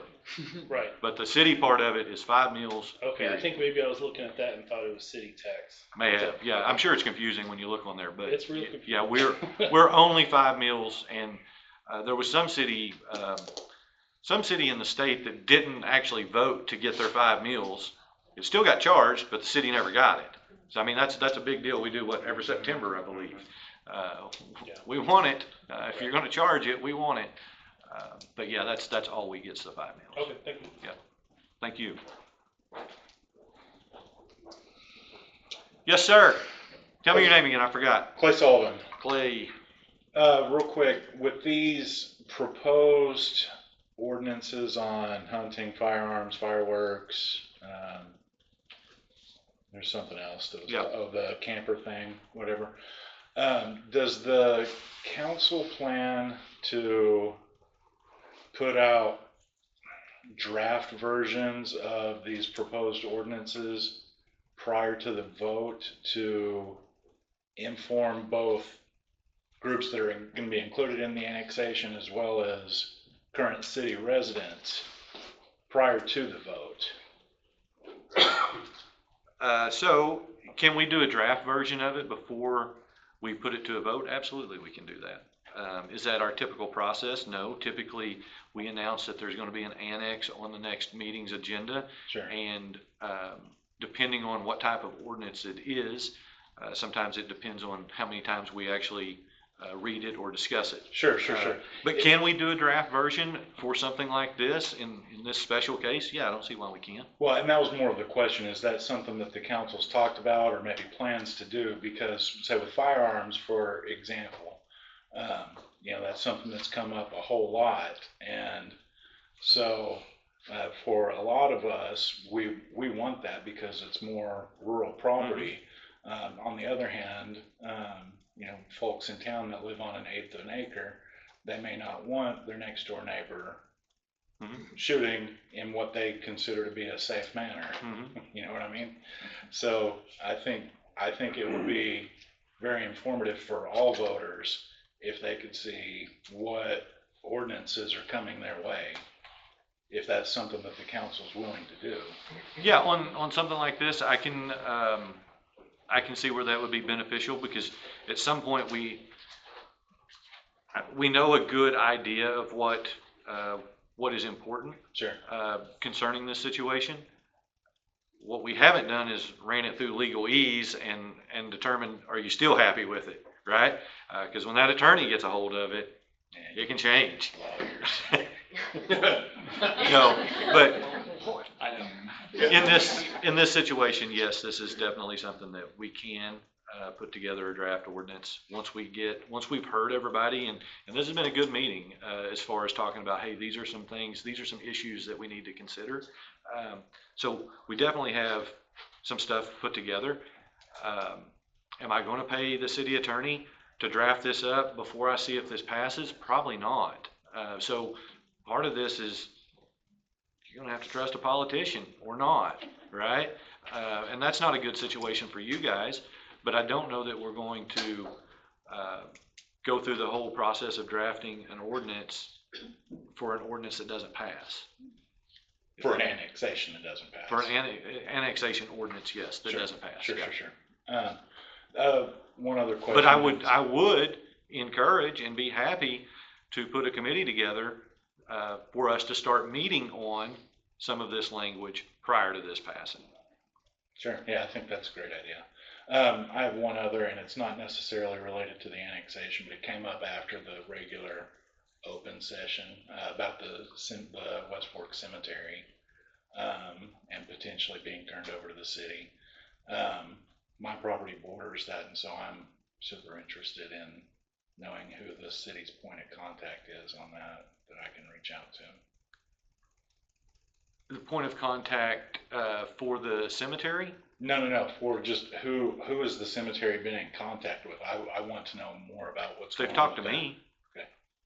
To my knowledge, I'm the only one other than Isaac about doing some mowing up there. Okay. I'd love to talk to you offline. Okay. All right, thank you. All right. Craig, tell us your name. Craig DeVore. I'm a little bit different, but not different. I have half of the island off of Stockburger, so I'm already surrounded completely by the city. So, I mean, I knew this was inevitable, but you just said, I watched the last meeting, and it's a lot of repeat and repeat here, but just, you said get on the record. So,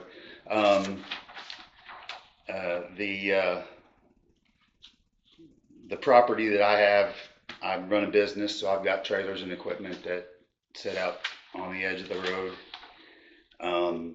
So obviously I know you were saying this is going to be agricultural, so like I said, I'm not different, but I'm a little bit different. I got a lot more people around me, and like I said, Daniel must have been looking at my paper because he went over most of this, but let's still get on the record here. So 3 acres, I don't shoot high caliber weapons. obviously not safely in that area, but I do need varmint control, skunks, possums, that kind of thing. So that's kind of important that I can keep doing that with the trailers and the barn and stuff. Old structures. I do have an old horse barn on the property. It's in great shape. Now its beauty's in the eye of the person that has to fix it and keep it maintained, and it's looks pretty good right now. But it's, I just want to get that on the record that, it is in great shape. It is out there, but yeah, I probably could use some barn doors or something. So, the shop building that I have, we have a apartment in there that we lived in while we built our house. And we have no plans at this time to do any VRBO or anything like that, but it is sitting there with the possibility of some income in the future.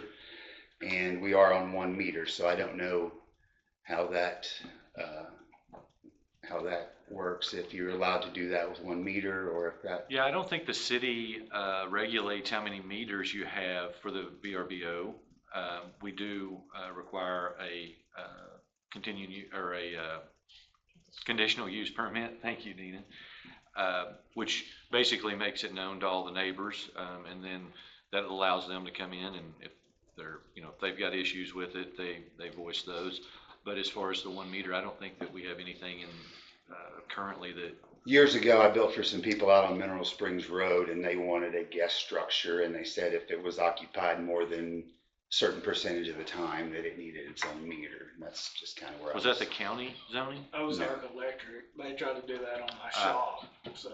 Okay. Now it was the last meters on Mineral Springs Road. But was it the city? Mm-hmm. So the state changed their law recently also about, additional dwelling Right. units. So a lot of what the old laws were don't apply anymore, but no, as far as using it for Airbnb, we wouldn't require a separate meter. Okay. Yeah, some of that stuff was city, or was state mandated. Okay. And then, like I said, I don't shoot high caliber weapons, but I have been known to fill a lake doe tag with archery on the property. So I don't know if there's what the regulations are. If it's going to stay the same agriculture, that's fine. If I that's the way we're leaning. Yes. Okay. So any concession that we make for Daniel is going to be the same concession made for you. Okay. All right. Putting Daniel on the spot. Okay. Thanks. So yeah, definitely stay engaged with how we write that. But that is the intention, is if it's coming in agricultural, it's all going to be under the same rules and regulations. No matter if it's 3 or 300. Yep. Okay. Thank you. Thank you.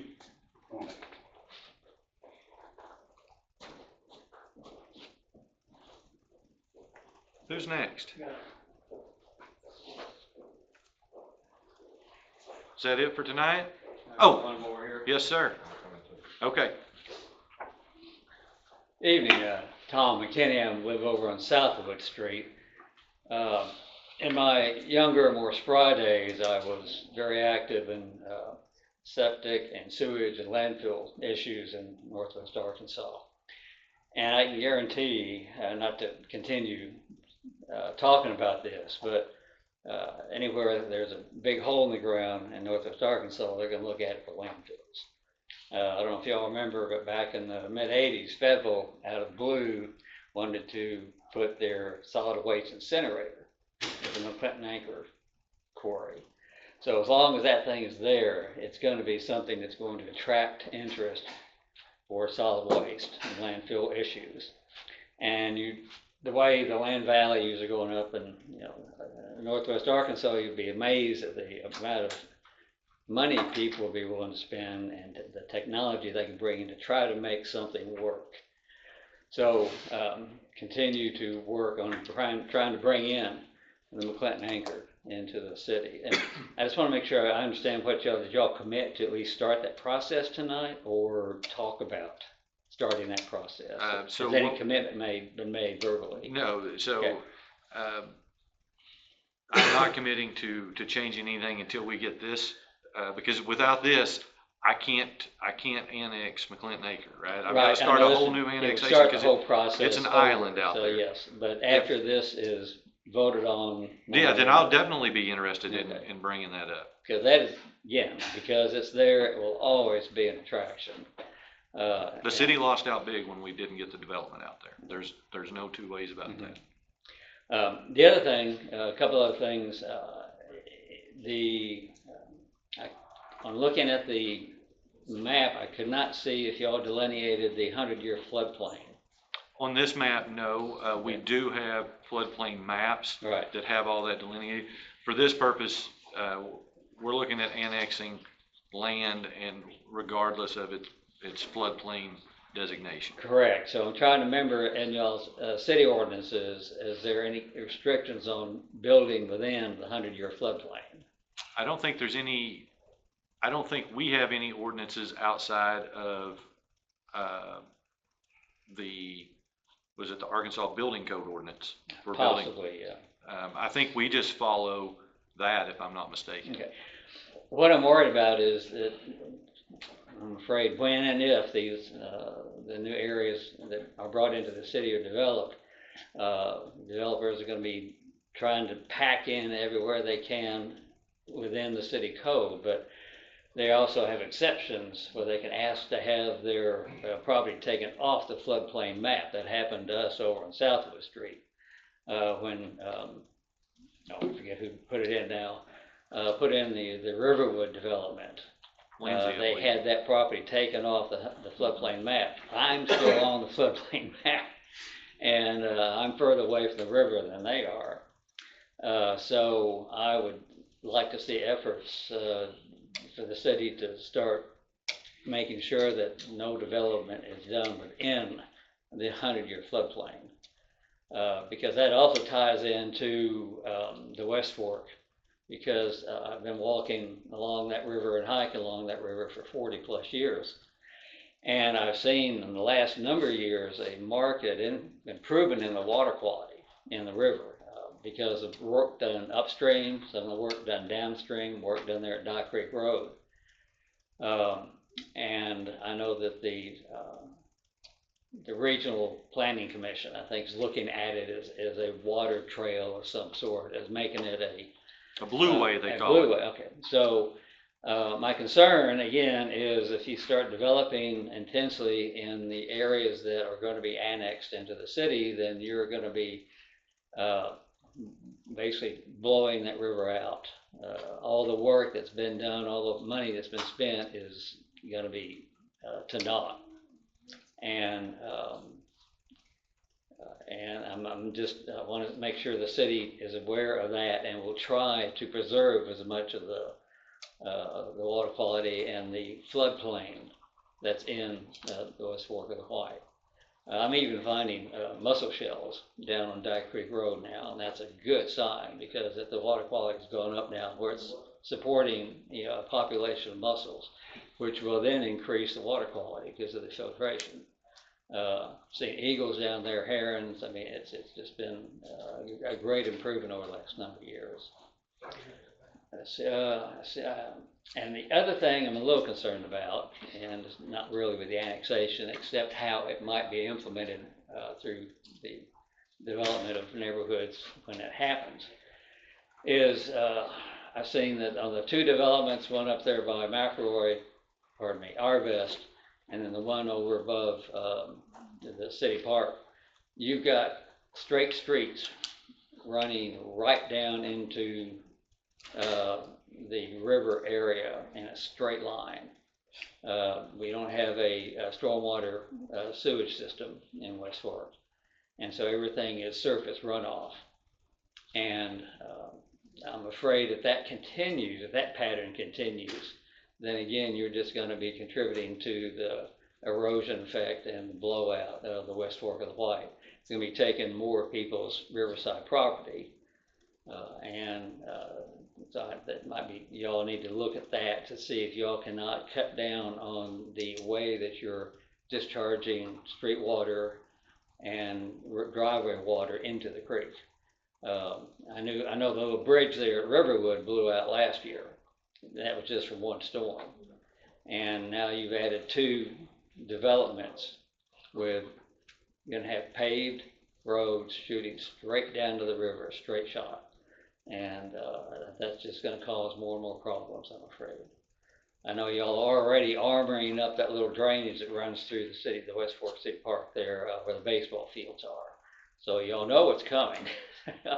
And you're trying to cut down on the erosion there a little bit, but I'm afraid it's not gonna be enough.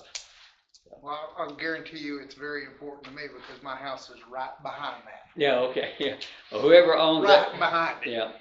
Well, whoever owns that house right to the west side of that bridge, I know they got water up at least to their foundation, like when that bridge went out, got washed out. And anyway, and there is active erosion going on in that little drainage there, which also runs through the Frisbee Park that runs down through there. So, thank you all very much for listening. I appreciate it very much. Yeah. All right, somebody else? Time out. Well, okay, I'll take time out too.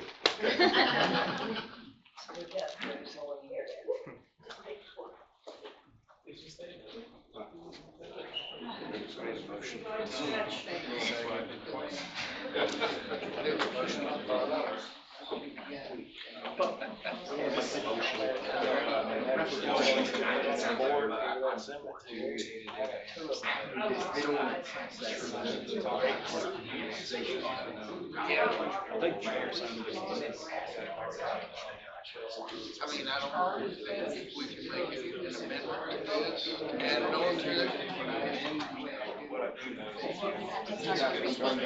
If that's not already on there, well, I mean, I guess you could just all of it come out together.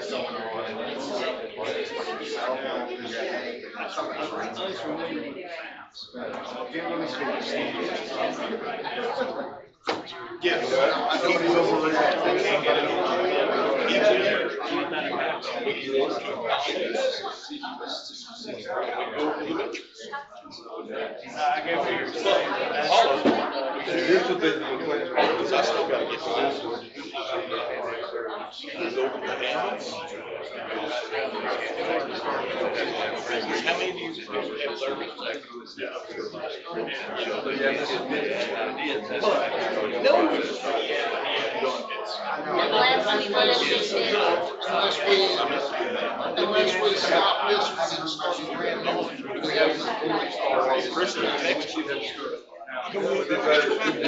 You are right.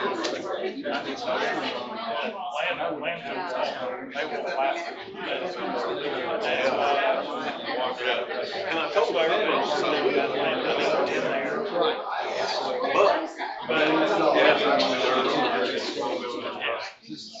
But the reason I can't have that saying is because I can't get it in the house. hey, what am I supposed to do? Make a motion, take a 5-minute recess. You just took a recess. I didn't have time for motions. Okay, let's get through my mind. One thing on the agenda, look at that. This is Mr. Vacation. Telling Yes, I ain't back in the rhythm. It's gotta be. Yes. All right. He went to the restroom too. He went after. Yeah. So if you had somebody temporarily in a camper on your place, are there ordinances against that where somebody comes, is there a time frame or anything? I think there is a time frame. I think it's either 15 or 30 days. It's something that just got changed. Some people in West Fork came to us raising hell about it because their neighbor had started living in one. And so that's where it all started, which is where most of this starts, is one neighbor complains about something and they get enough people together that they get an ordinance change. The reason I'm asking is when I decided I needed some farm labor through the summer, Come on up. I hire somebody and they may live in a camper for 3 months, that would be an issue. Nobody's gonna be up there looking. Nobody's gonna be up there looking. All right. Time's back in. Jim Norwood, I have lived here for over 50 years, lived out at Dairy Farm Road, have a farm out there, and these guys are all my neighbors. And what I want to talk to you about is the landfill. In 2005, Carolyn Griffith here, and her husband and I started the West Fork Environmental Protection Association, and we shut down the landfill in 2005. We showed the landfill as a quarry wall that's cut and drained into the creek below it. And anyway, the thing is 1,800 feet at the top of the landfill, at the top of Fraker Mountain, and it's actually 1,299 feet at Dyke Creek Road. So you've got a 500-foot drop of elevation through the quarry all the way down to the river. Excuse me, making me nervous as hell. Take a breath. So, what I want to talk to you about, the attorney can verify this, but in 1991, they passed an ordinance that the county judge has the final say in anything that happens in county land. And so he can verify, he can verify that the county judge has that power. And if we don't annex the quarry, the county judge can say, hey, let's put a landfill in there. And there's not going to be much you can do about it. So anyway, what I had is the newspaper from last Sunday, and Tawnytown is wanting to get rid of their landfill in the worst way. And so they have a representative, Steve Unger, and he made the statement that the location for the problem is down south, and that's the quarry is that 1,200 acre hole in the ground, and we're talking about here at West Fork. And so with the cutout of the quarry and not being annexed now, and if the county judge has the say-so, the county judge can say, you know, let's put the landfill in the quarry instead of Tawnytown. And so these things can happen, and it can happen fast. And so we did a video back in 2005, and it showed all of the things that are wrong with the quarry and how it's draining right into the river. The surface water, the groundwater, and the aquifer can all be affected by the leachate that comes out of a landfill. And so right now our leachate for Northwest Arkansas is being sent to the wastewater treatment plant up there below, what's on Osage Creek, right there by Tawnytown. Okay, and then the leachate is added to the wastewater, and then that in turn is dumped into Osage Creek and into the Illinois River watershed.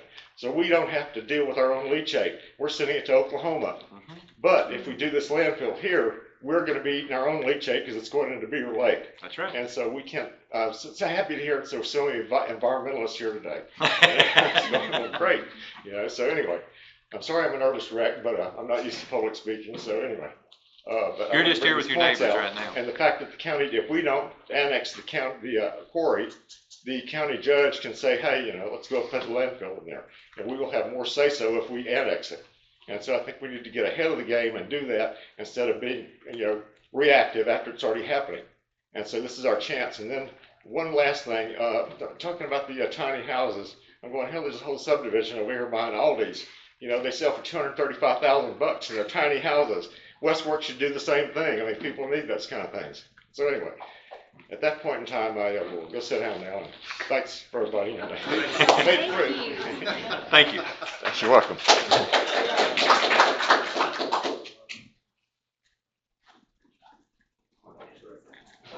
So Mayor, I just want to make sure that everybody understands that we can't annex the quarry because, as it is right now, because as you said, it's an island and we can't just annex an island. Some things have to follow a process, and so yes, this gives us far more power to do something with that quarry than what we currently have. Okay. Yes, it does. And so if we annex that contiguous land, we'll be and I don't want anybody to walk out of here with a misunderstanding of that there's a landfill coming tomorrow, right? To my knowledge, there's not. But we don't know what is going to be. Within 10 years, the landfill will be full at Tawnytown. 10 to 15 years, it's going to be full, and they have to find somewhere else. No, I totally agree with that. And you said waste management had looked at our quarry here, that last meeting. And anyway, so yeah, that's you know, they don't look at, you know, places like going to shoe shopping, you know, they look at and I totally agree that that's an area that needs to be protected. We need to be ready for it. It's not something that That's not why we're doing this annexation.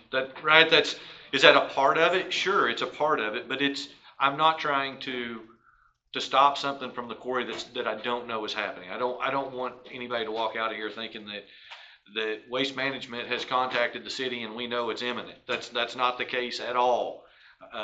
Is it a possibility? Yeah, I'm afraid it is. Apparently a few of you are afraid it is.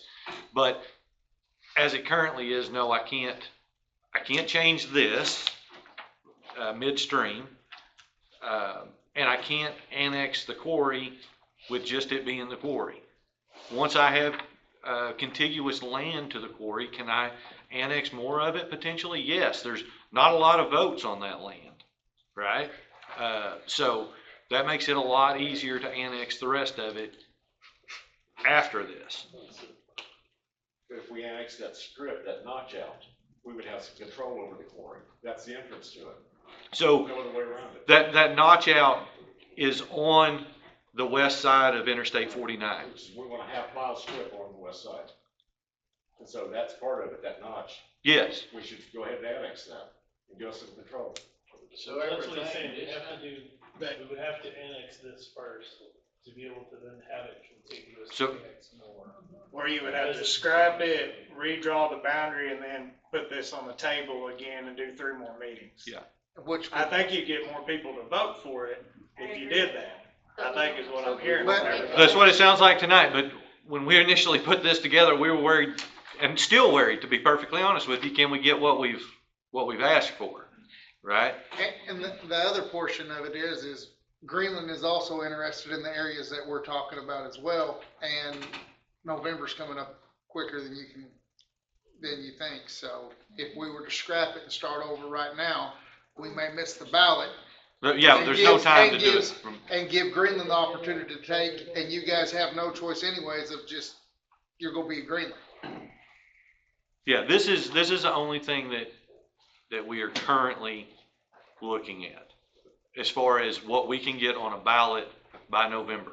This goes to vote in November. We have to have 3 meetings on it, a month apart. We have to notify everybody in this area that it's gonna be on the ballot, right? There is no changing it to get that added between now and November. Just a time constraint on it, essentially. Yes.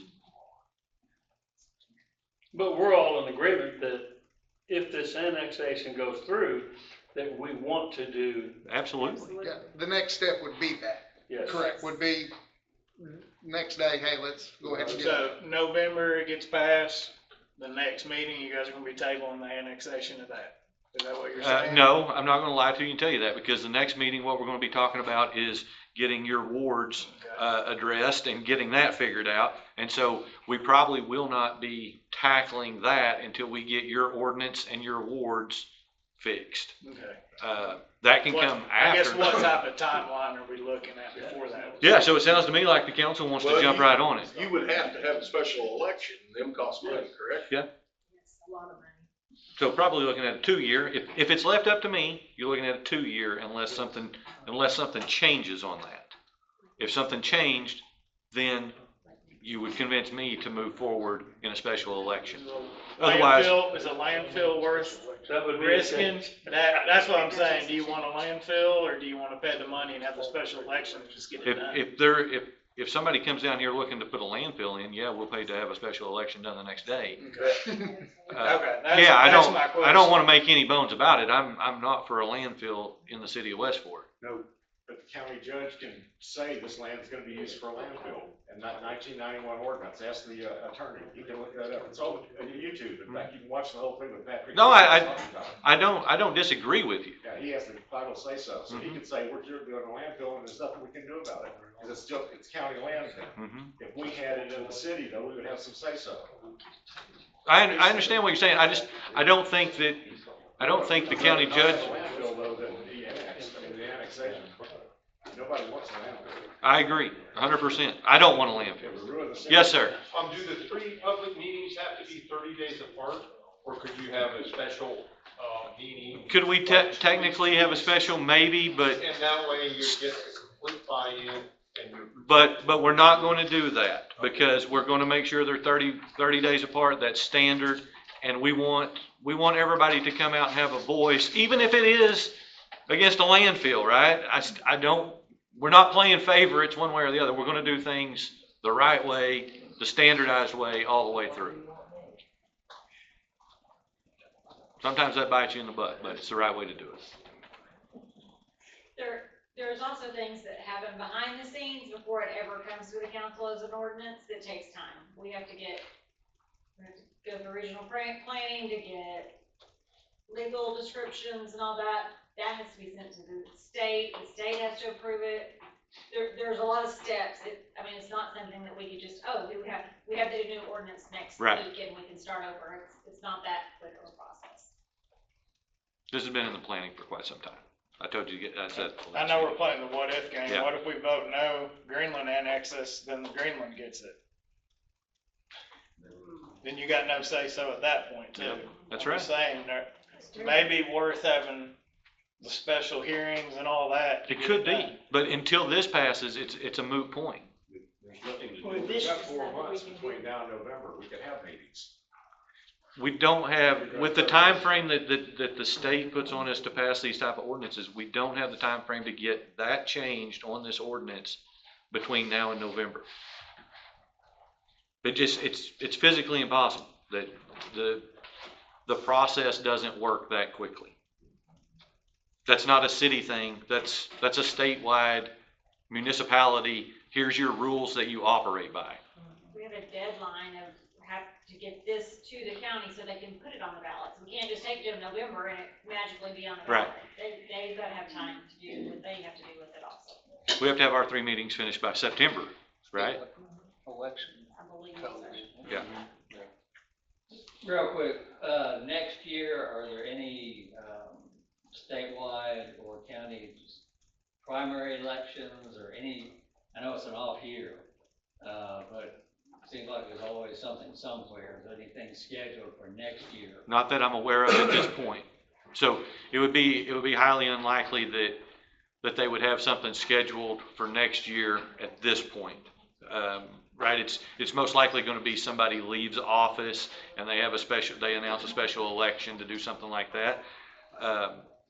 But as of right now, not to my knowledge, there's no special elections planned for next year. 2027 scheduling wise would be out. What about primary elections 2028? Yeah, you can certainly do something like that. But y'all can start on that next year.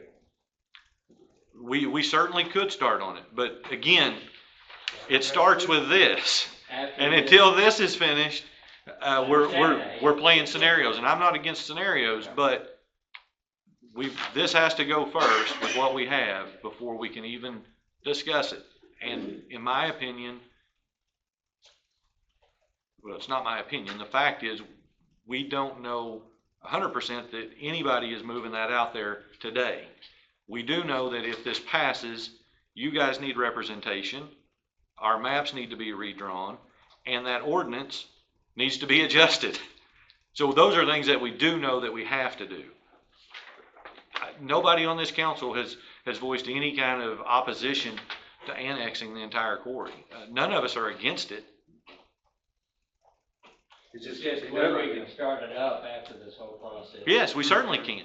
And it sounds to me like there's 8 people on the council that are interested, or well, 7 of us on the council that are interested in doing so. But there's just nothing we can do tonight to make that change. Who else? So can I count on everybody's vote? Yes, on the annexation. Is it too early? I don't think so. But as is, Greenland has already got it, gonna be on their ballot. Yes, sir. And then we're gonna put it on ours, and then there'll be a fight at the end to split it. Potentially. More or less. So we put it on the ballot. Greenland tried to annex some of that property 6 months ago, and it got voted down. They've came back. They've put that property plus more on their ballot. We were already on the ballot when Greenland did that. We were already having a meeting here before Greenland had that posted. If Greenland's passes and ours passes, then it will come down to just you guys in the affected area voting on, is it West Fork or is it Greenland? But that'll only be that affected area that both of us are trying to get, right? So theirs is gonna be on the ballot November 2 Yes, sir. already. Mm-hmm. So you could have a neighbor that's Greenland and you could be West Fork? Potentially. Before the next meeting, can you guys have the Greenland one overlaid on that so everybody can see? We can try to do that. So we're a little technologically challenged on big maps, but yes, we will. I get it, but if we can have Yeah, that, just we so will. everybody can visualize it a little bit better. It may be something more like this where there's some, Yeah. you know, we're doing some line drawing and it may not match up exactly to the property line, right? But yes, we can do something. Yes, ma'am. Is that map on your website? Which one? The one where Greenland and West Fork overlap? We posted it, it's in the news feeds, it's probably not something that they can just go find easy. We can repost it. It's also on the app. I got it from the app earlier. Yeah, Now- it's on the website, probably in the news. They can't vote twice. So is it better for them to vote yes or vote no? I think in this case, they can vote twice. They can vote. How in the world could you? If they live in the area. If that they're in has this both area. cities Asking for it, they will have a West Fork or a Greenland option, a yes or no for West Fork and a yes or no for Greenland. Awesome. Yeah, it's a really crazy situation. Yeah. So what if they didn't vote? Then you don't have a say so. Can't complain. You can't complain. They're not voting for your specific land, it's for the entire annex that's way for that. Okay. Yep. So the count. All right, are we good till next month? Okay. We will close discussion on the second reading of ordinance 2026-541. We will move into other business. Is there any other business tonight? No. No, and I bet there's no mayor comments. All right, so we'll close other business. We'll move into mayor comments. Don't have a lot tonight. Dare I say it was a slow month? What was I supposed to say, Christy? Oh. You looked at We're concerned about TJ's face. So again, I appreciate y'all coming out and talking to us about it, having a discussion. I know it's not ideal for any of you. This is much better for the city of West Fork than it is any of you. I don't make any bones about that. But I think after everybody has calmed down a little bit, you realize why I'm doing it. This isn't me against you. It's me trying to look out for the city of West Fork. I get you guys are trying to look out for the city of you, and I'm cool with that. So we're going to discuss it one more time. At that point, the West Fork City Council will take a vote on it. So at the next meeting, we will vote on it, whether or not we want to move this forward. Don't be mad. If we move it forward, then it will go to the ballot, okay, at that point. And once it gets to the ballot is where everybody, the population gets a chance to vote yes or no. Okay, so I just want everybody to kind of know how that's working and how it moves. But I do appreciate the comments, the thoughtfulness. There's been some good, we sat down and tried to think through some of this, and some of it we did a good job on, but we don't live out there. So there's no way that we could come up with everything, right, that was going to be a concern. And we definitely want to know the concerns. I'm not saying that we can meet all of them. I don't know. If we can, and we will. But I'm not trying to make you promises that I can't keep. But I do want to know the concerns so I have a chance to address them. That's all I've got for tonight. I make a motion, we adjourn. Second. Motion and second to adjourn. All those in favor say yes. Yes. Those opposed, no. Motion carries.